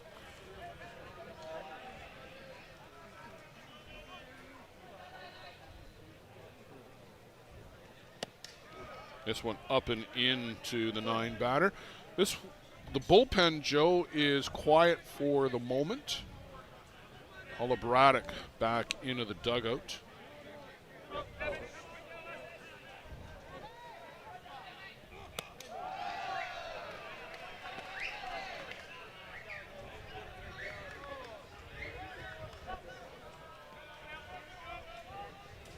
Falling behind the count again, 3-0.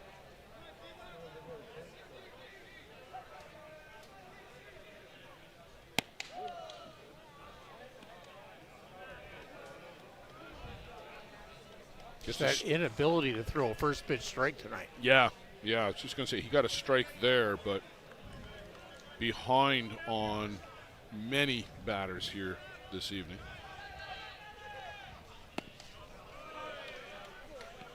Cornelius chases at that drop ball off the plate.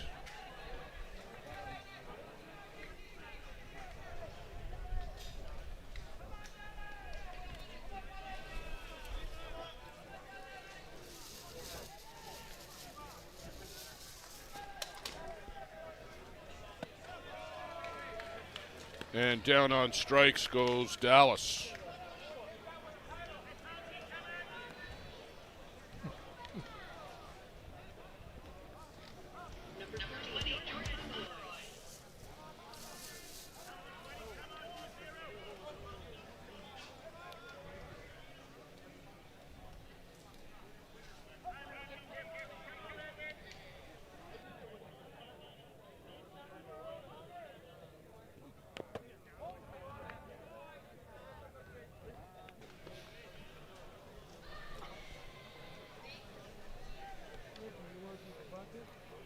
Jordan Pomeroy at the top of the shop again here. Joe, the bottom, other than that walk to Travis Jones, the bottom is struggling here against Ty Sebastian. 3-4-5 is where the run production has come from. Pomeroy's been aboard twice, pair of walks.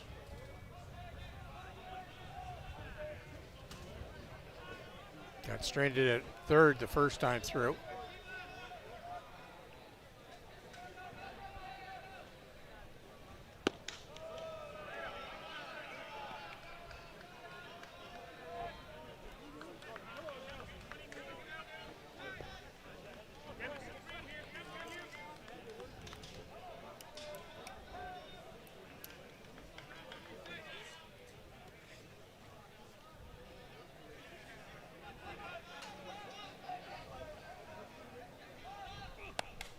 And that one is fouled back. Joe, that's Back going to our get way. back over.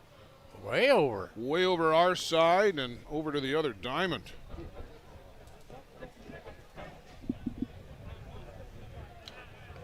You got your phone back. Yes. You all charged up? Fully charged.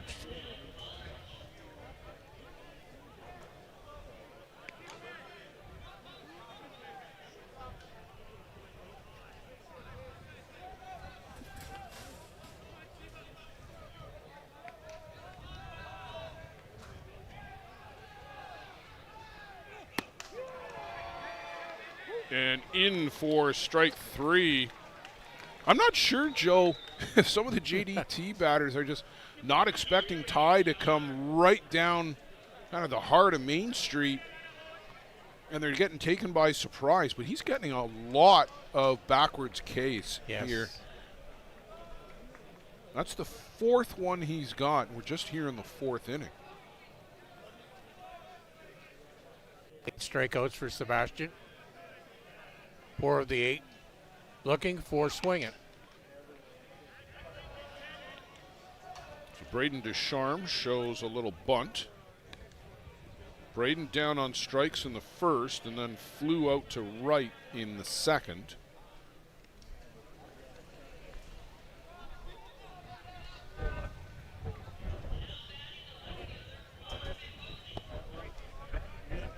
chases after the drop ball in the dirt.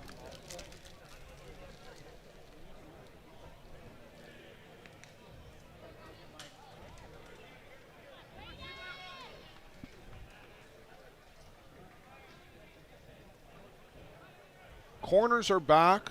Middle infield is back for the Express. Charm chases this one downstairs again. The drop effectively has become the best pitch here tonight for Sebastian. The rise ball, it's in and out of the effectiveness range.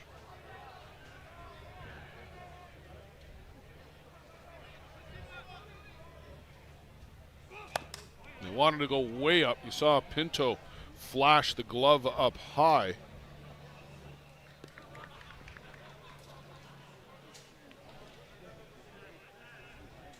There's a good look at Braden Descharme.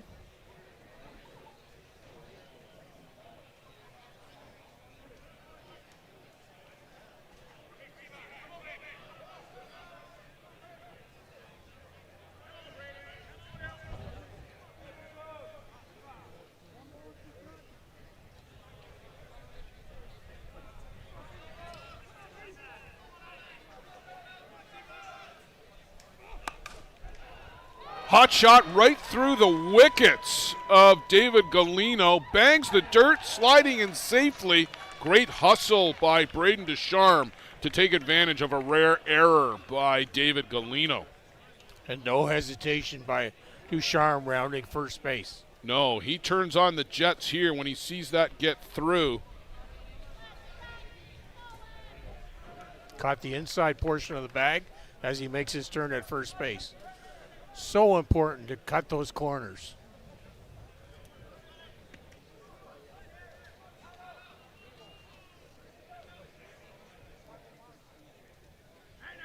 Can JDT take advantage of that 2-out error and push another run across? They got the right guy at the plate. Patterson already 2 for 2.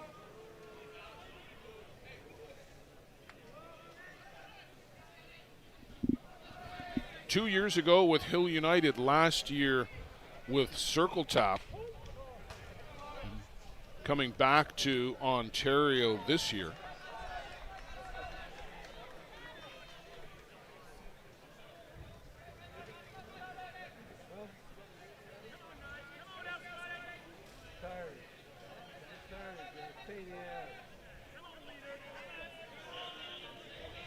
Patterson, a member of the Aussie Steelers World Cup team.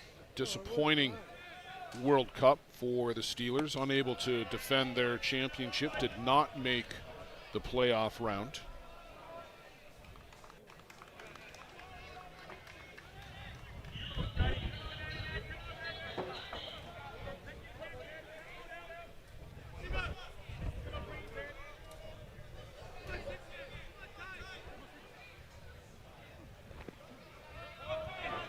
Bobbled by Pinto, but not enough for Descharme to make his way down to third. So you don't want to take that chance. No, you do not want to get thrown out at third with 2 out and your hottest hitter at the plate.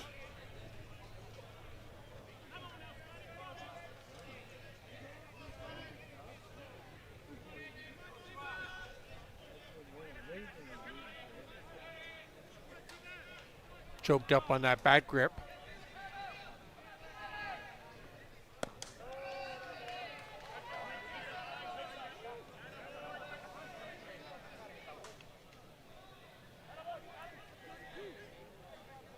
Sebastian takes a stroll to the back of the circle and beyond. Pace is definitely slowed down, Joe. Now back to the board, and long time getting the signal.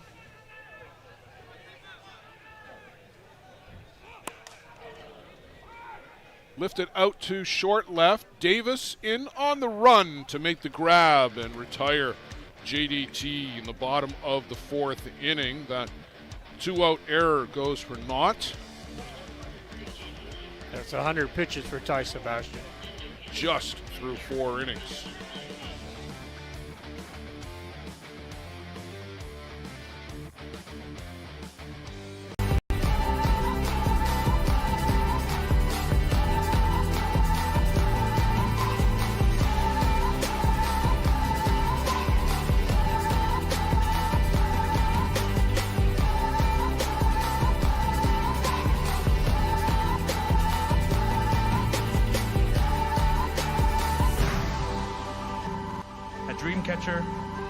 inch by inch, we'll fight to make the lives of First Nations people in this community, this province, and on this continent better.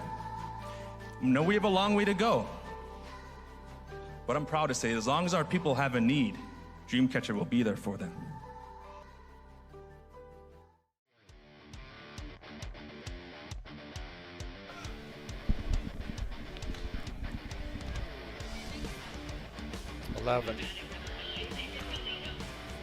Meteorologist Joe Todd says the rain now expected around 11 p.m. Not very much, though. But not very much. All right. It'll hold you to that. Okay. Devin McCullough has got quite the strikeout run going here, Joe. 7 out of the last 8. Call it 7 out of the last 9. And 8-9 on the game. Only 2 base runners have touched base for Bear Creek.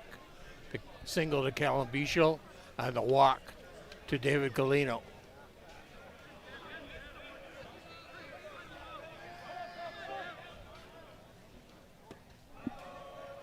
Oh, sorry, 2 walks. Ty snuck a walk in there. Yeah, and Bichel got caught stealing in the first, so he was erased.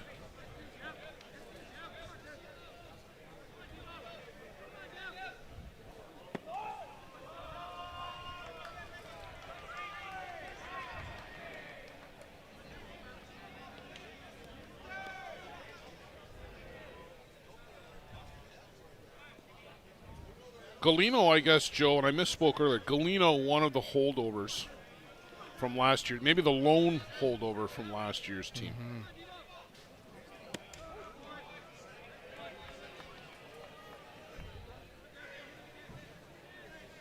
Sebastian, of course, coming over from the Toronto Batmen.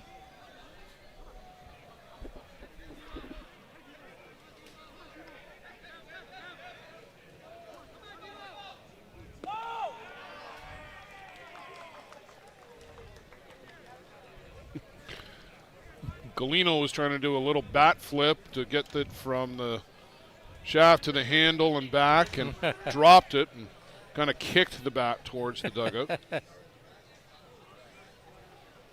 Got to practice that one. Ty Bartarillo caught looking.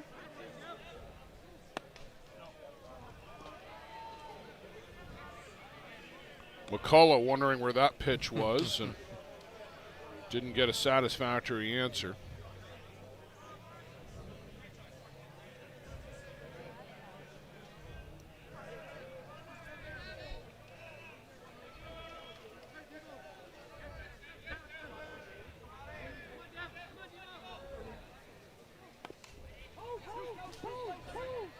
Dead ball.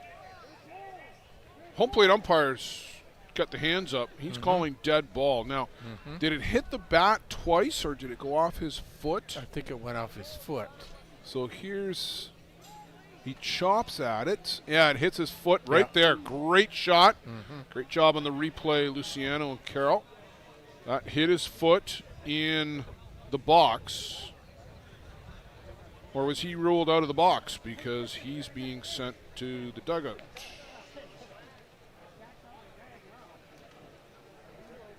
Galino is staying at second base while we have a conference. It clearly hit his foot. Yeah. I don't think he was out of the box. I don't think so. Well, he's out nonetheless. Okay. But shouldn't the runner go back to first then? Yes.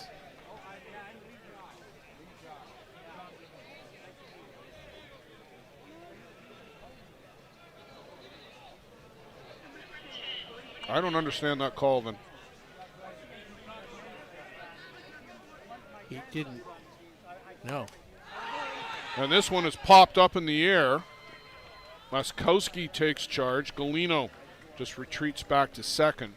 And I'm still mystified how he didn't get sent back to first if the runner was ruled to have made contact with the ball out of the box. If that was the ruling. If he was out for some other reason, I don't know what it was. Unless they didn't see the ball off the foot and they threw him out at first base. Did they? I don't think they made the play because he had the hands up the whole time.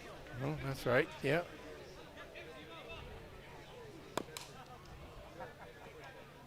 Good play. What a great play over there by Dallas Kipfer to go get that ball, throw back across the body on the run.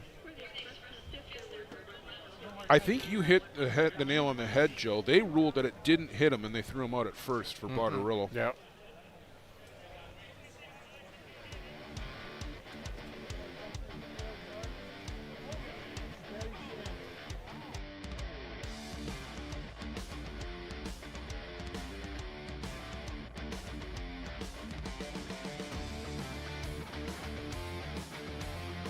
How confident are you in your organization's security posture? If your answer isn't 100%, you're not alone. Most organizations aren't doing enough to protect their data, and they know it. With Armitage Technology, you can stop worrying about IT security issues so you can focus on moving your business forward. Our experienced staff monitor and maintain your IT infrastructure to keep your business running. Visit us at armitagetech.com and make your technology work for your business.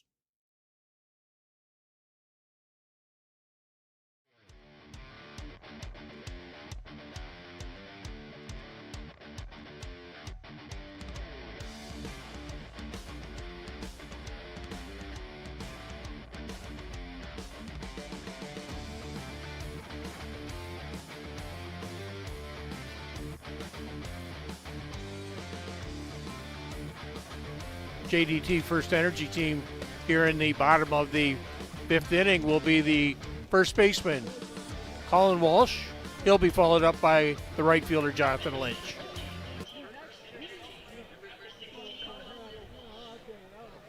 Walsh, a pair of walks, scored the game's second run for JDT.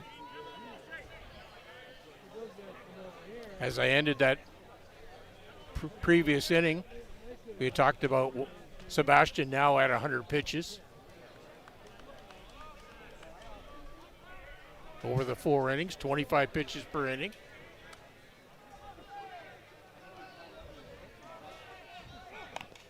Usually from a coaching standpoint, you usually like to get around the 15, 16 mark.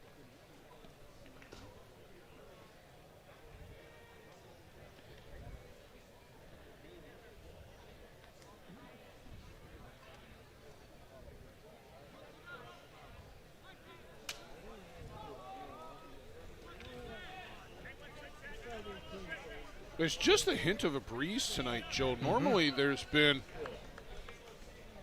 well, during the day at least anyway, it's been blowing out to mostly straightaway center field. Earlier it was a bit right to left across the outfield, but that flag is pretty limp at the mall. Just a bit of a flutter right now, right to left, but it's been a real nice day here for ball after the oppressive heat that we had Saturday, Sunday, Monday. It was a bit of a relief today. It was only 27, 28 degrees Celsius.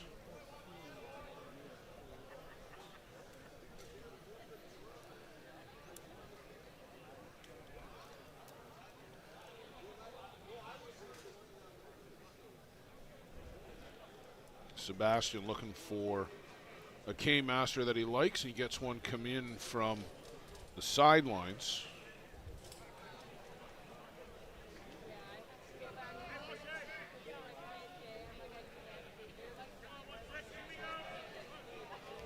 Oh, 2 to Walsh.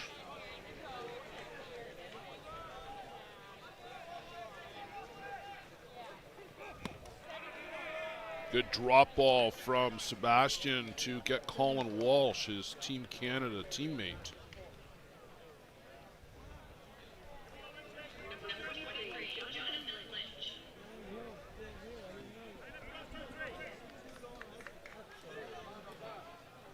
I've got 8 strikeouts for Ty. You in the same neighborhood? I have 9. You got 9.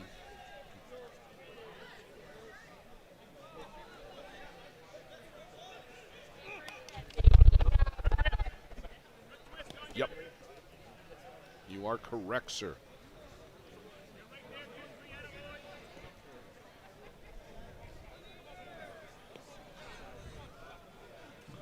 Jonathan Lynch has gone to left field both times. Fly out. Well, I take it back. There was an error on the catcher the second time. Yeah, you're right. Yeah.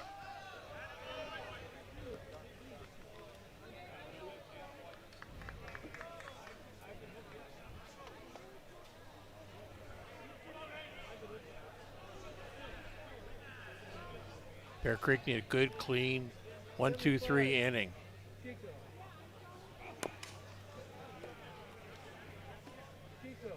Thought Pinto was going to have to work again. So he's been up and down. And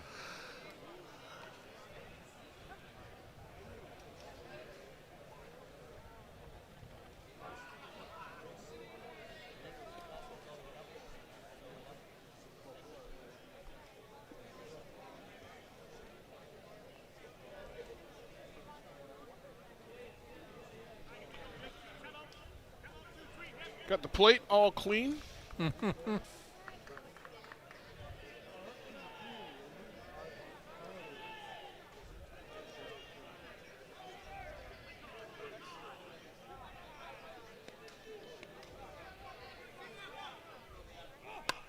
And Lynch hooks this one out to right field this time.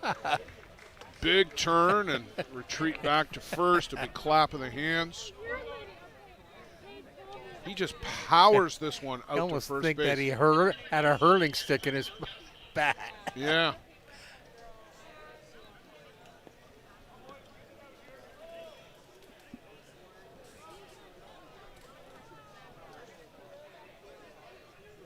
Justin Liskowski now at the plate. Strikeout back in the first inning and a double. Back in the third. Had that double right up the middle.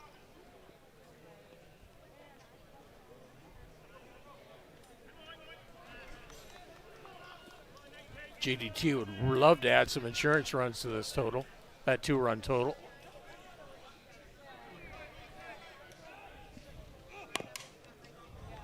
Little slow roller. Lynch does well to avoid the charging Cody Pannebecker.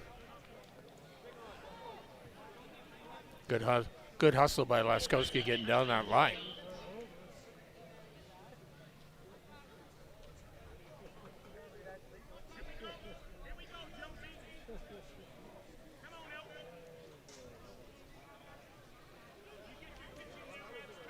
Previous game we had pretty obvious runner interference call at second base.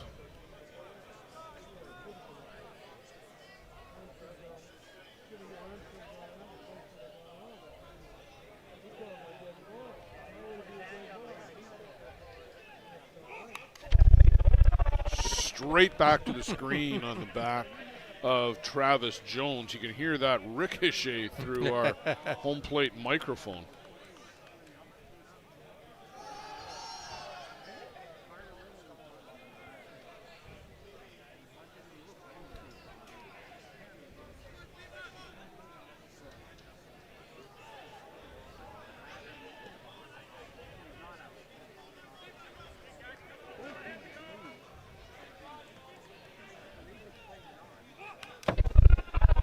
Good rip.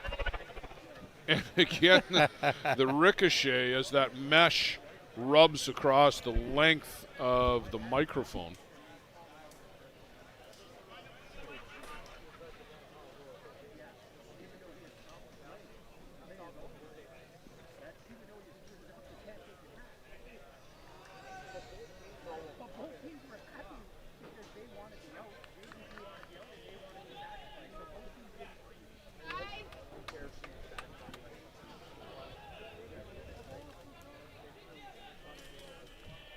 Way up in the count, 2 strikes to Jones now. Ball missing on the outside corner of the plate. How often do you think these two have had face-offs, Joe, over the years? Ty Sebastian, Travis Jones. I know they were teammates for a long time on the Batmen. Travis departed early for the Bear Creek Express. And ultimately, it's Ty who's ended up at the Express and Travis going over to JDT. Both of them have been ISC Canada East Player of the Year award winners. That's very true. I want to say 2019 for Travis and 23 for Sebastian.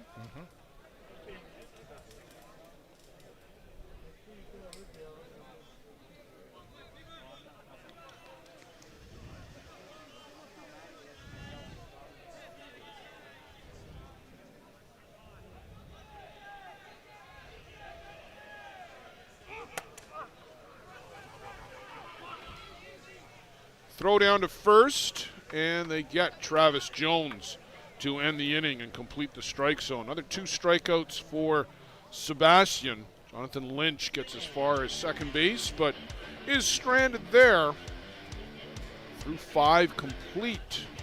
2-0 still for JDT.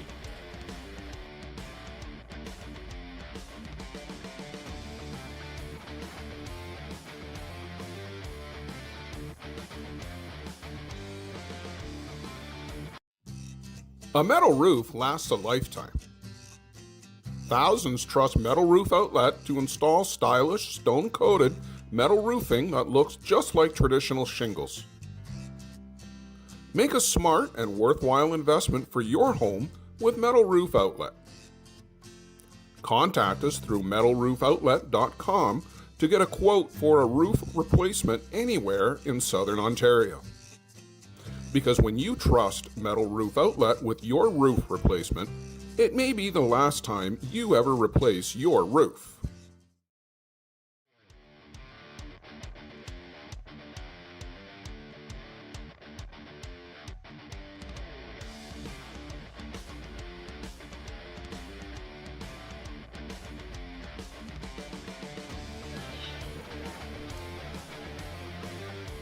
Callum Bisha will lead off for Bear Creek Express here in the 6th.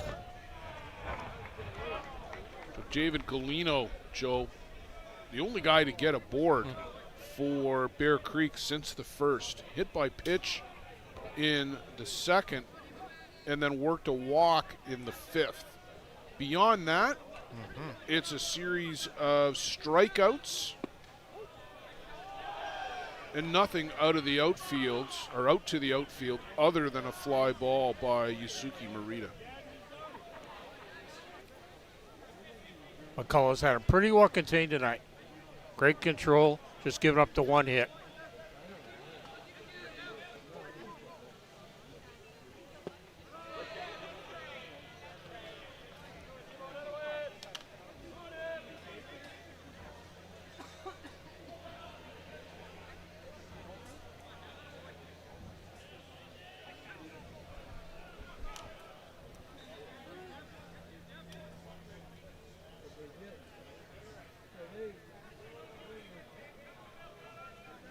McCullough with 76 pitches so far in the game.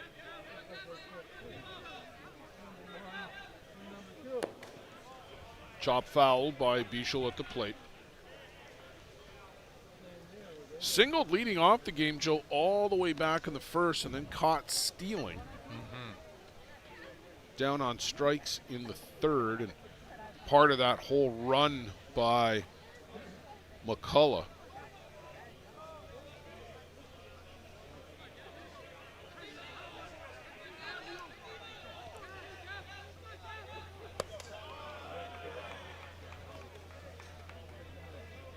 I remember talking to Todd Martin about pitching and game management several years ago. He always talked about having to grind through these innings to get through to the 7th. He always got a little bit of energy back in the 7th, but 4, 5, 6 were the grind innings.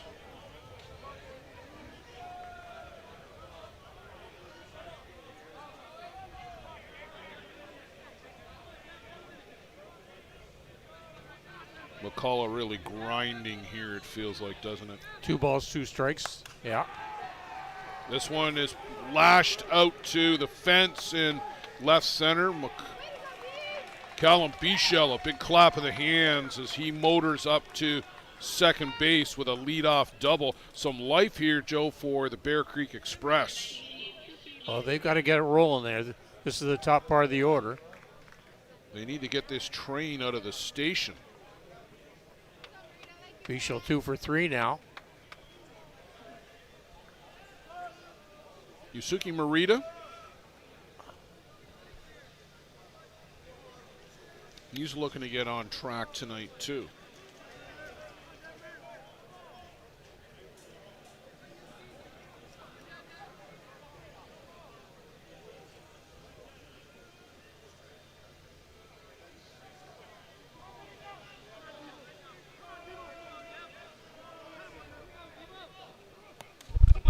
Oh, straight back to the screen. You know he's sitting on the rise ball, right? Like he wants to. He's timing it. Yeah, to bring him the way that he stands up. He comes up into his swing. He's looking to time that connection.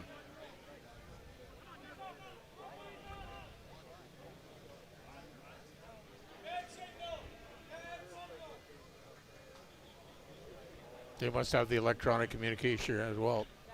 Yeah, he's looking down at his wrist, yeah. And that one-way communication device, it's permitted under USA softball rules. We follow broadly the USA softball rules with some exceptions. And one-way communication devices are permitted. The Gremlins, at least the first time I saw it being used, Joe, was at the USA Men's Major last weekend. Bear Creek looks like they followed suit, but we shouldn't be having a game delay if there's a failure with the device. No.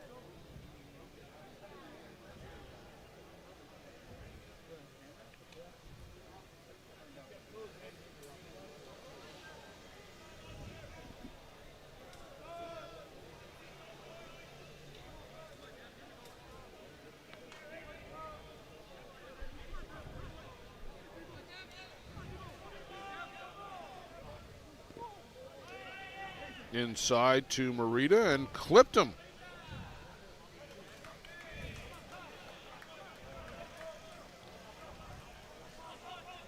Take a look at it here. Oh yeah, got him on the knee. So some adversity here for Devin McCullough and the JDT squad that they're going to have to work around here in the sixth. Sebastian can change the score in a hurry and the complexion of this game in a hurry. Yes.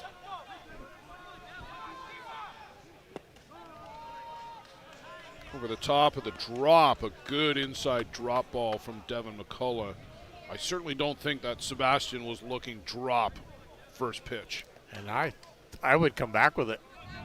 Yeah, keep it under the hands of down Sebastian. And in. Don't let him. Well, now he's turning to bunt.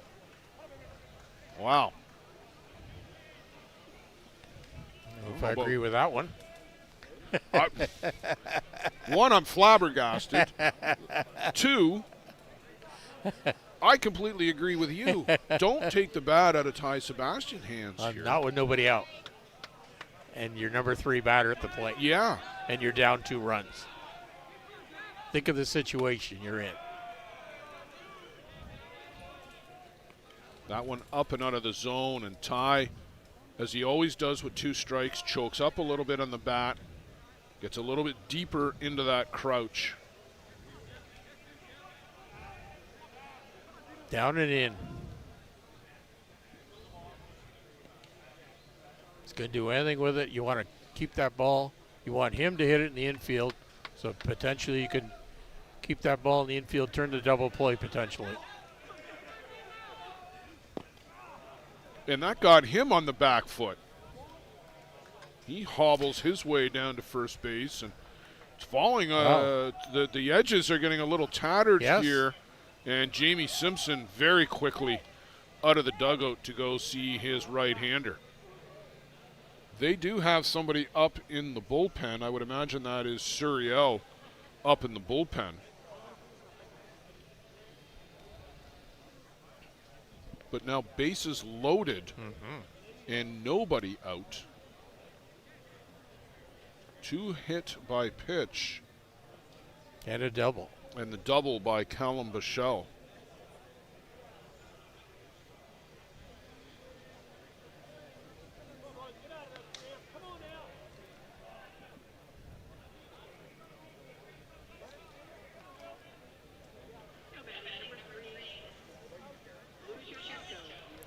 Luger Pinto to the plate, an opportunity to change the score dramatically here in this one, Joe Todd. Devin McCullough and JDT have had this one well in hand here until the 6th, where the wheels, they haven't come off, but the bolts are loose. The infielder's playing right on the line. Upstairs to Pinto, ball 1.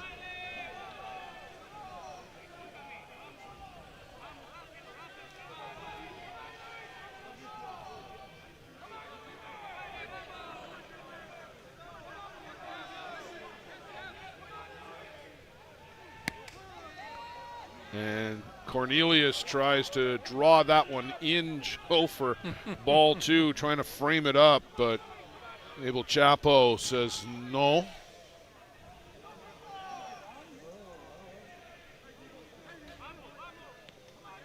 Well, this is the type of inning that you find out what you're made of.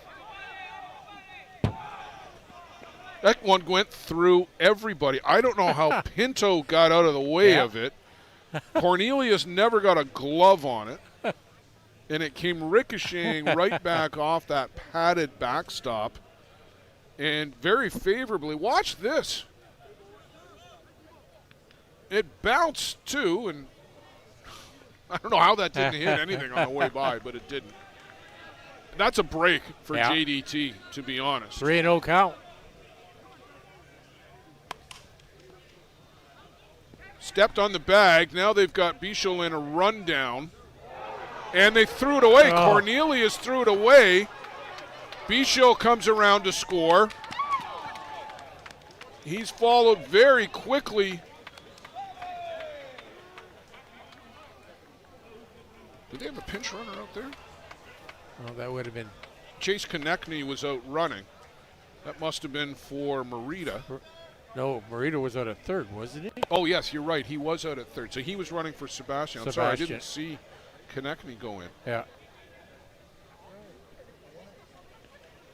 We don't, unfortunately, get all the changes up here. What a break there for the Express. It was the start of a good play by Laskowski to step on the bag and get the force. They had Bichel hung up. And Konechny had come all the way around to the bag, too. So all they had to do was basically walk up and tag Bichel. Mm-hmm. Cut down on your throws, that situation.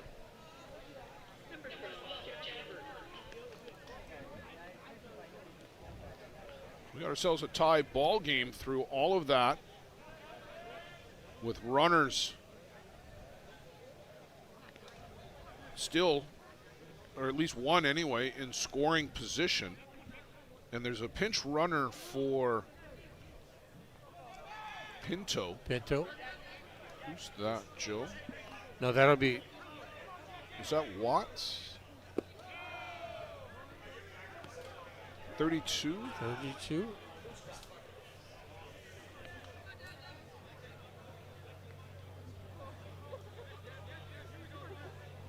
Oh, Jaluska. Yeah. David Jaluska. Yeah, thank you.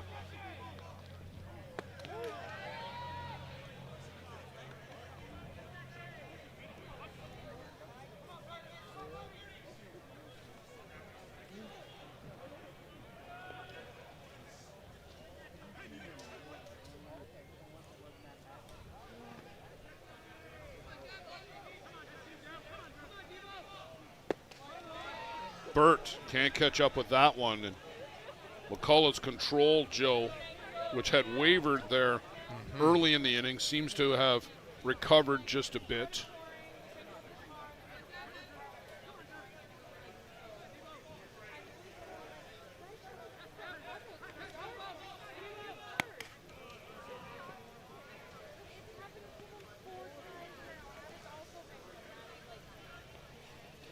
I'll even to Burt now.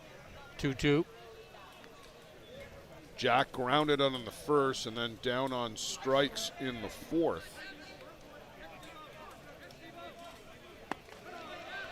And again here in the sixth. Second out of the inning, but still not out of trouble. David Galino to the plate.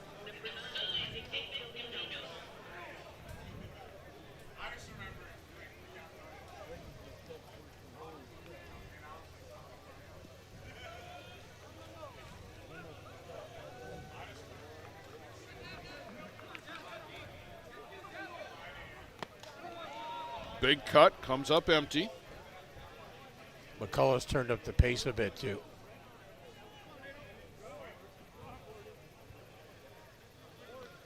Well, we talked about having to grind to get through this inning. He's going to have to work hard to come out of it without giving up anything further. That one misses inside, much to the consternation of the team in white.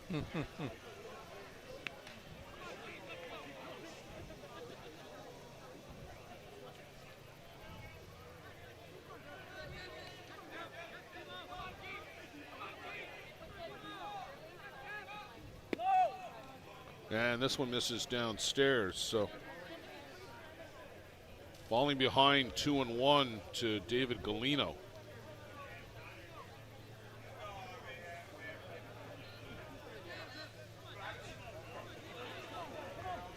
Hit by pitch and walked. The little looper. Oh, what? Great grab. What a grab. What a grab. Braden Ducharme just saved the ball game for JDT right now. Look at this grab.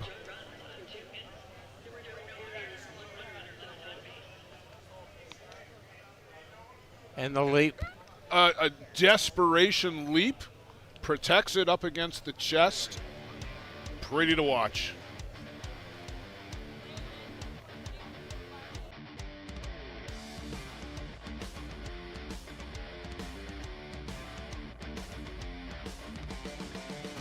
Do you need a reliable supply of products to run your business? Are you tired of having to deal with multiple suppliers to get everything you need? Absolute Business Supply is your dedicated, full-service business supply partner offering over 400,000 products and unmatched customer service. At ABS, we aren't just selling products.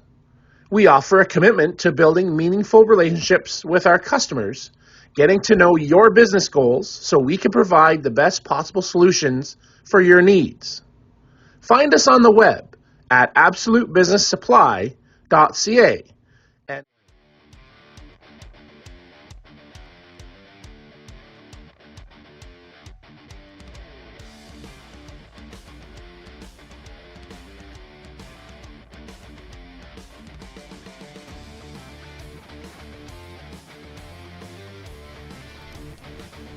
Pinch hitter.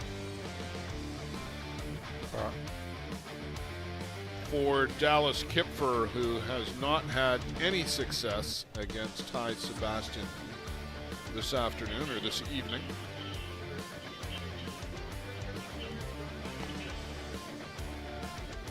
Joe, momentum solidly right now on the side in the team of maroon.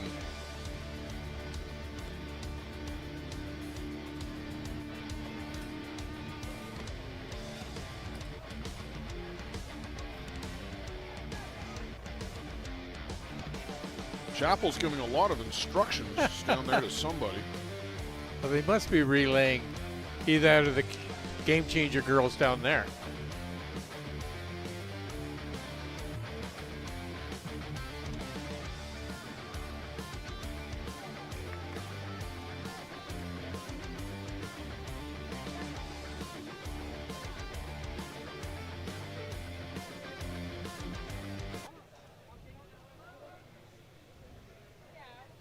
Well, there's a couple of pinch hitters coming.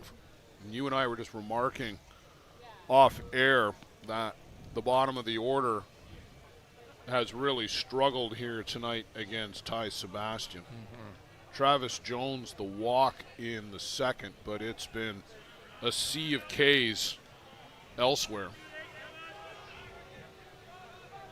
So Brock Atwell, the young Kiwi, off the plate for a strike, and Sebastian looks like he's got some renewed purpose in his stride, Joe. Mm-hmm.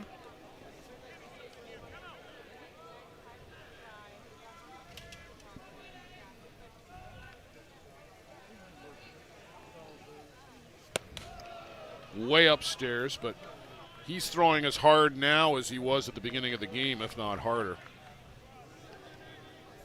A lot of pitches for Ty on the evening.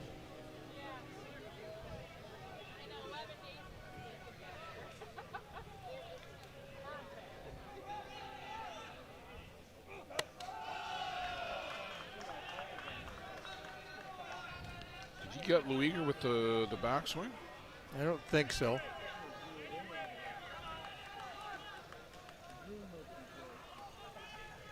119 pitches for Sebastian. 3-0.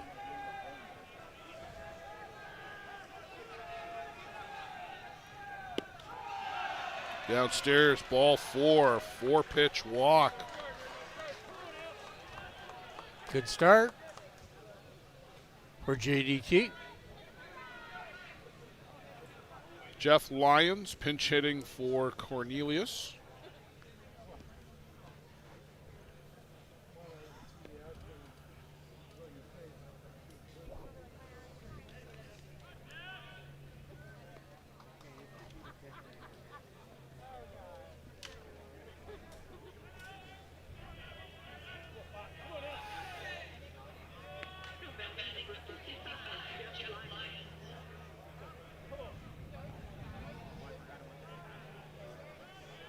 Every time you and I watch Jeff Lyons, he seems to get hits. Yeah. He's up here to bunt and gets it down, but Sebastian shot puts one out to second, throws it into the dirt for Galino. And he can't handle that grenade thrown his way by Sebastian. That's a tough ask.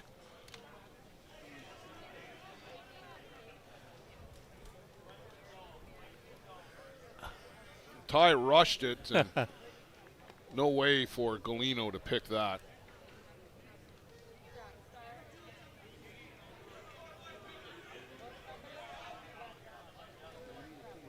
And that's going to be it for Ty. Yes. Well, it's tough when your dad has to come take you out, but that's what happens when your dad's the coach of the team. Yes. Pittarona on to warm up. We'll take a break.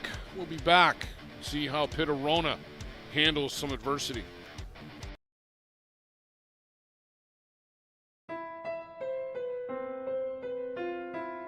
Sometimes people worry about asking for help because there can be a stigma around mental health problems. Trust your teammates. Trust your teammates. Trust your teammates.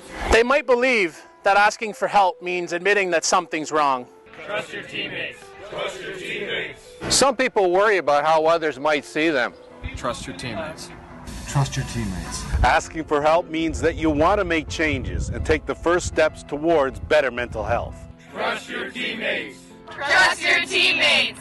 We should celebrate the courage it takes to speak up and make changes. Trust your teammates. Trust your teammates. Getting help is part of recovery. Trust your teammates. Trust your teammates. Mental health isn't something you need to keep to yourself. Talk to a friend. Trust your teammates. You're not alone. Trust your teammates. Trust your teammates. The first steps may be the toughest, but knowing where to look for help is a good start. Community mental health organizations like the Canadian Mental Health Association or Mental Health America offer resources and programs that can help you. Visit cmha.ca or mentalhealthamerica.net to find a branch in your community. And remember, trust your teammates. Trust your teammates.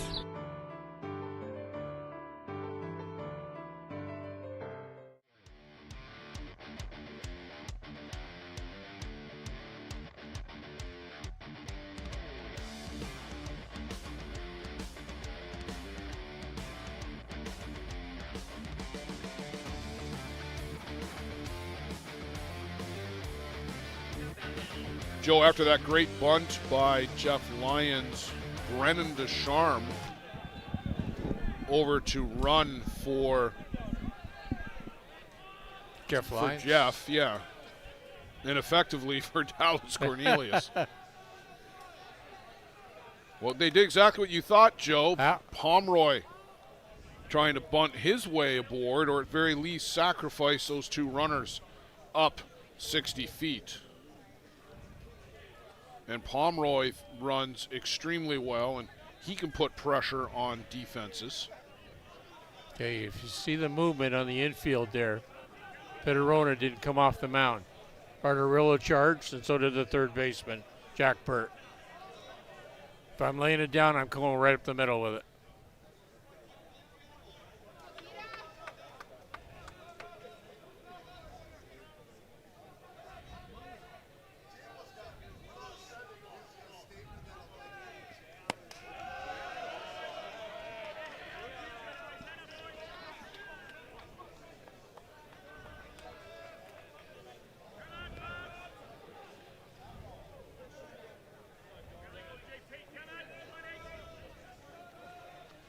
Pomeroy with the bat waggles.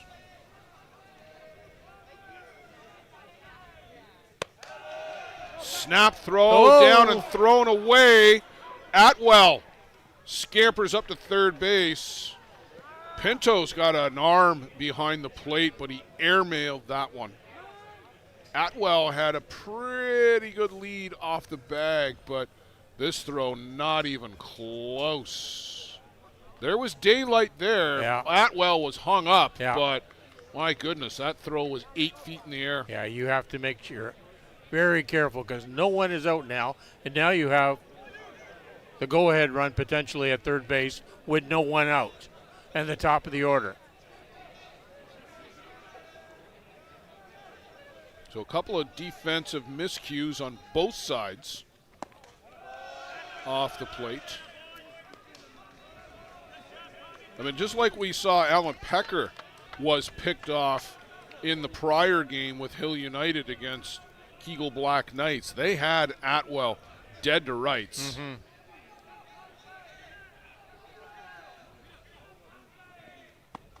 And a nice. change-up. Great change-up. Beauty. Jordan could have swung 3 times there.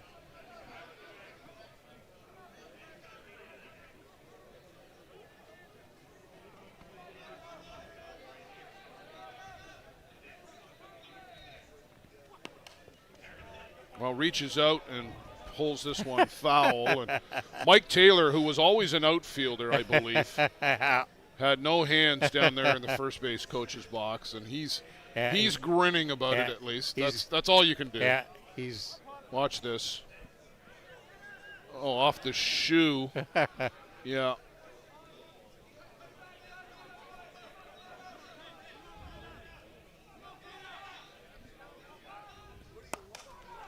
Lift it up to center field. It's going to score a run. Marita out near the fence. Atwell will come in to score, and JDT take the lead. And how big is that throwing error now, Joe? Very crucial.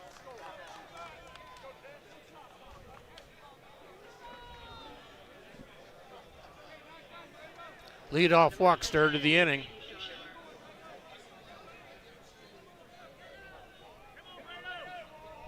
A leadoff walk just scored. Braden Descharme.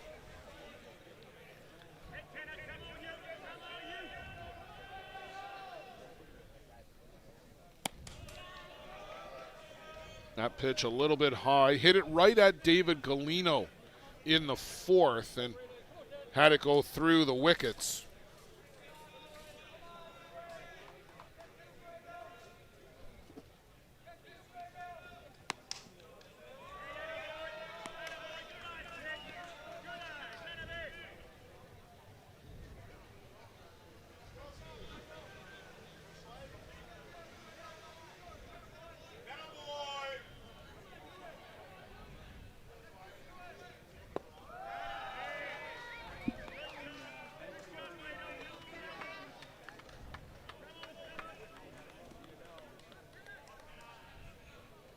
3-1. Express pitchers, Joe, just falling behind all night long.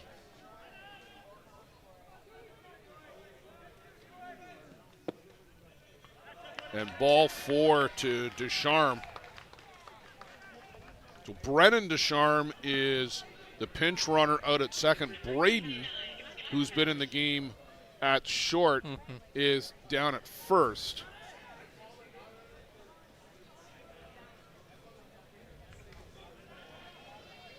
Scott Patterson, who's been swinging a hot stick. 2 for 3 on the night. 2 hard hit singles, a run scored. The other was a hard ball out to Yusef Davis. Well, first pitch strike to Patterson.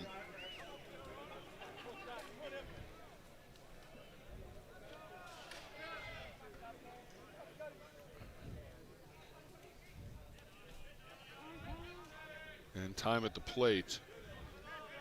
Just one out in this inning. And Joe, a nice response from JDT after giving up the tying runs in the top of the inning to come right back and pull back ahead here in the bottom. Yeah, great regroup, great focus by the offensive side of the game for JDT.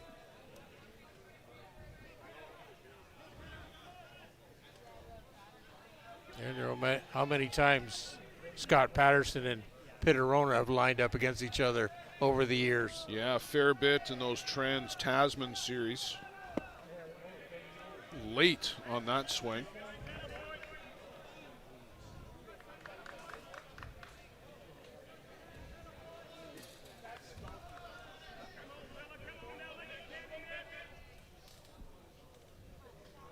Rona up in the count. 1 ball, 2 strikes.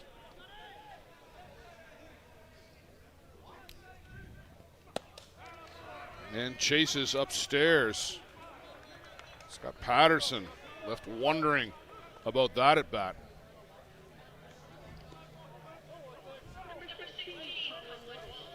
Colin Walsh. Pair of walks. And down on strikes in the 5th. But all of that against Ty Sebastian.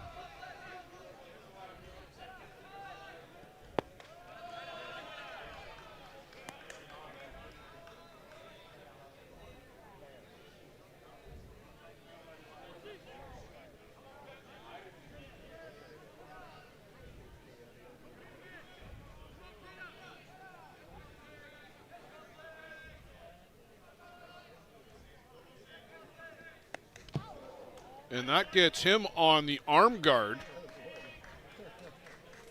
That's why you wear those ones, because that would have hurt otherwise. Yes. You could hear the thwack up here.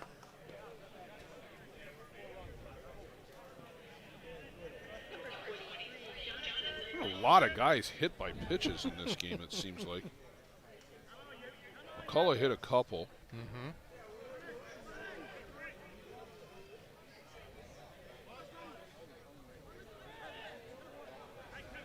So bases loaded again for JDT. Lynch had a big single back in the 5th inning. Off speed to Lynch.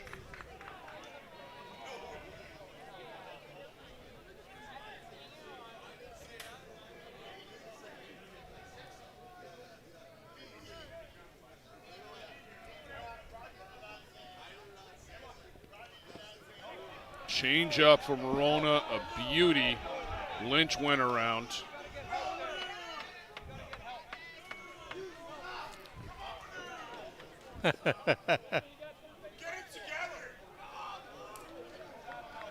Some of the leather lungs off to our right are letting the umpire have it.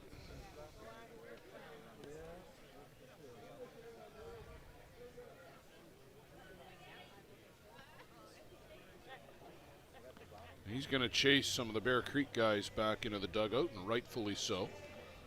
And a bunch of guys hanging out the door.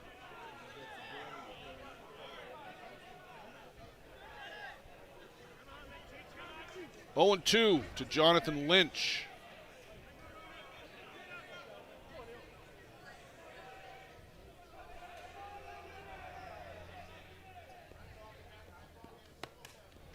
There's a little flare, but right to Cody Pannebecker. JDT leave the bases loaded, but they get that go-ahead run here in the bottom of the 6th. 3 outs away from sending the Express into the loser's bracket.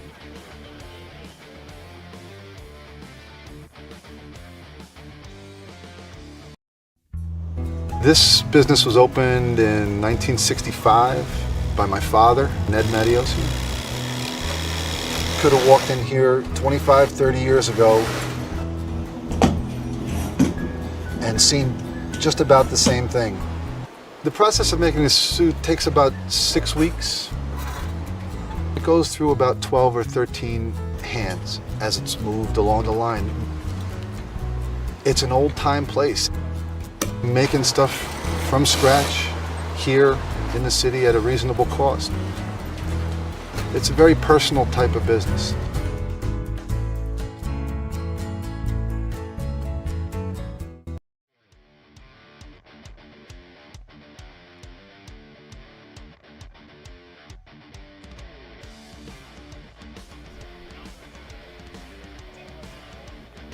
Ty Barterillo, Cody Pannebecker, Yusuf Davis.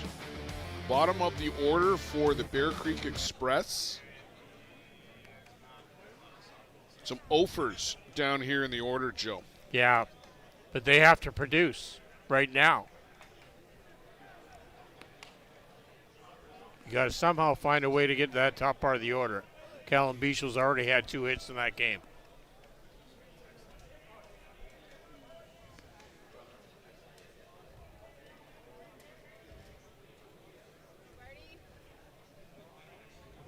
Paul Sebastian was in conversation with Abel Chapa. Cornelius back behind the plate.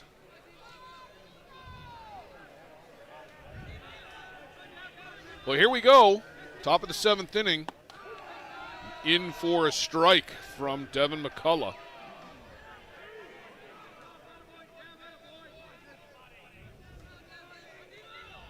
Barterillo got caught looking in the 2nd.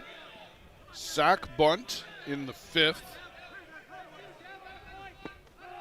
And comes up empty here, and the good drop ball Great from pitch. Devin McCullough. The bottom just fell out of that. Barterillo really lifted his head on that. I'd come back with that same pitch.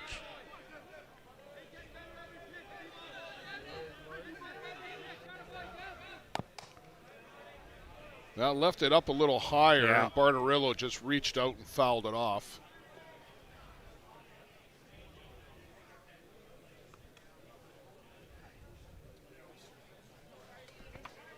Well, 2 sides of this coin here now. Barterillo, you got to protect the plate. McCullough, you got to find a way of finding a corner.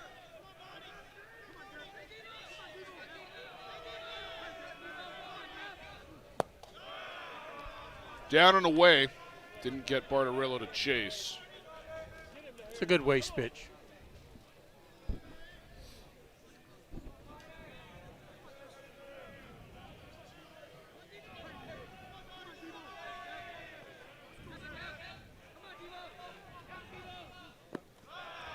And skips this one in again. I think you go back to the bread and butter, Joe, with the rise ball. Not with, I like Barterillo's got too strong of a bat for me for the rise. I'd come back with a drop personally.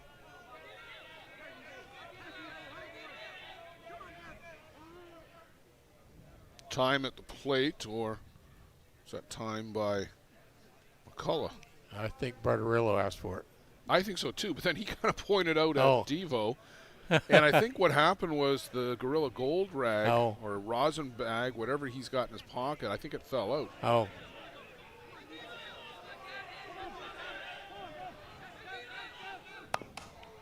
That was the rise.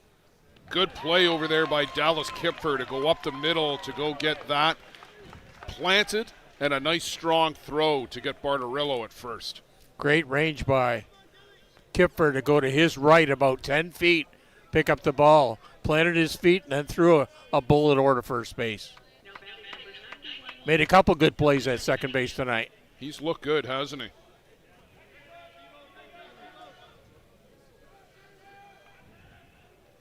Pinch hitter here for Bear Creek, Dylan Cunningham. First pitch swinging, flies this out to left field. Pomeroy settles under it.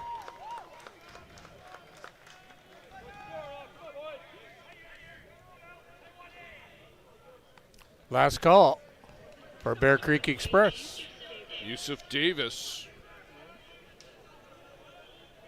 We saw him launch one to center field. Straightaway center field for a home run on Sunday, as he got another one in his bat. In tight for ball one. It's a nice pitch. Got Yusuf Davis thinking now. Now, if you're Yusuf Davis, you got to be willing to take that ball the other way if you get that outside pitch. Yusuf Davis has a tendency of going that way. Well, he was trying to hit that one back to California. Yeah. I guess Yusuf is Las Vegas now, isn't he? Yeah, Las Vegas, Nevada. Trying to hit that one to Las Vegas.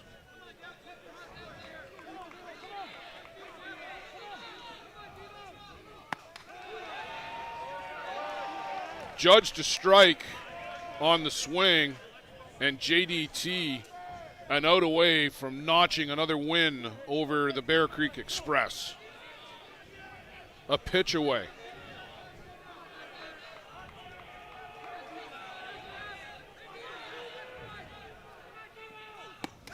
There it is, JDT, a late 3-2 win with the go-ahead run coming in the bottom of the sixth inning. Devin McCullough, star of the game for JDT tonight. McCullough threw a two-hitter with 11 strikeouts. Outstanding performance for the right-hander from Saskatoon. JDT will move on into the Final Four in the undefeated side. Bear Creek will drop down into the losers bracket. Joe, we're going to see more of them. Folks, come back tomorrow. We're looking at a 3, 6, and 8 schedule tomorrow here on Softball Premier TV and the ISC Network. For Carol Doreste, Luciano Lafrano, Peter Labardius, Joe Todd, thanks for being with us tonight. We'll catch you on the flip side.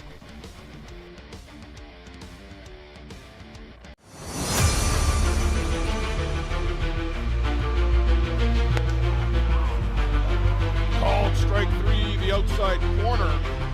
They work out of that.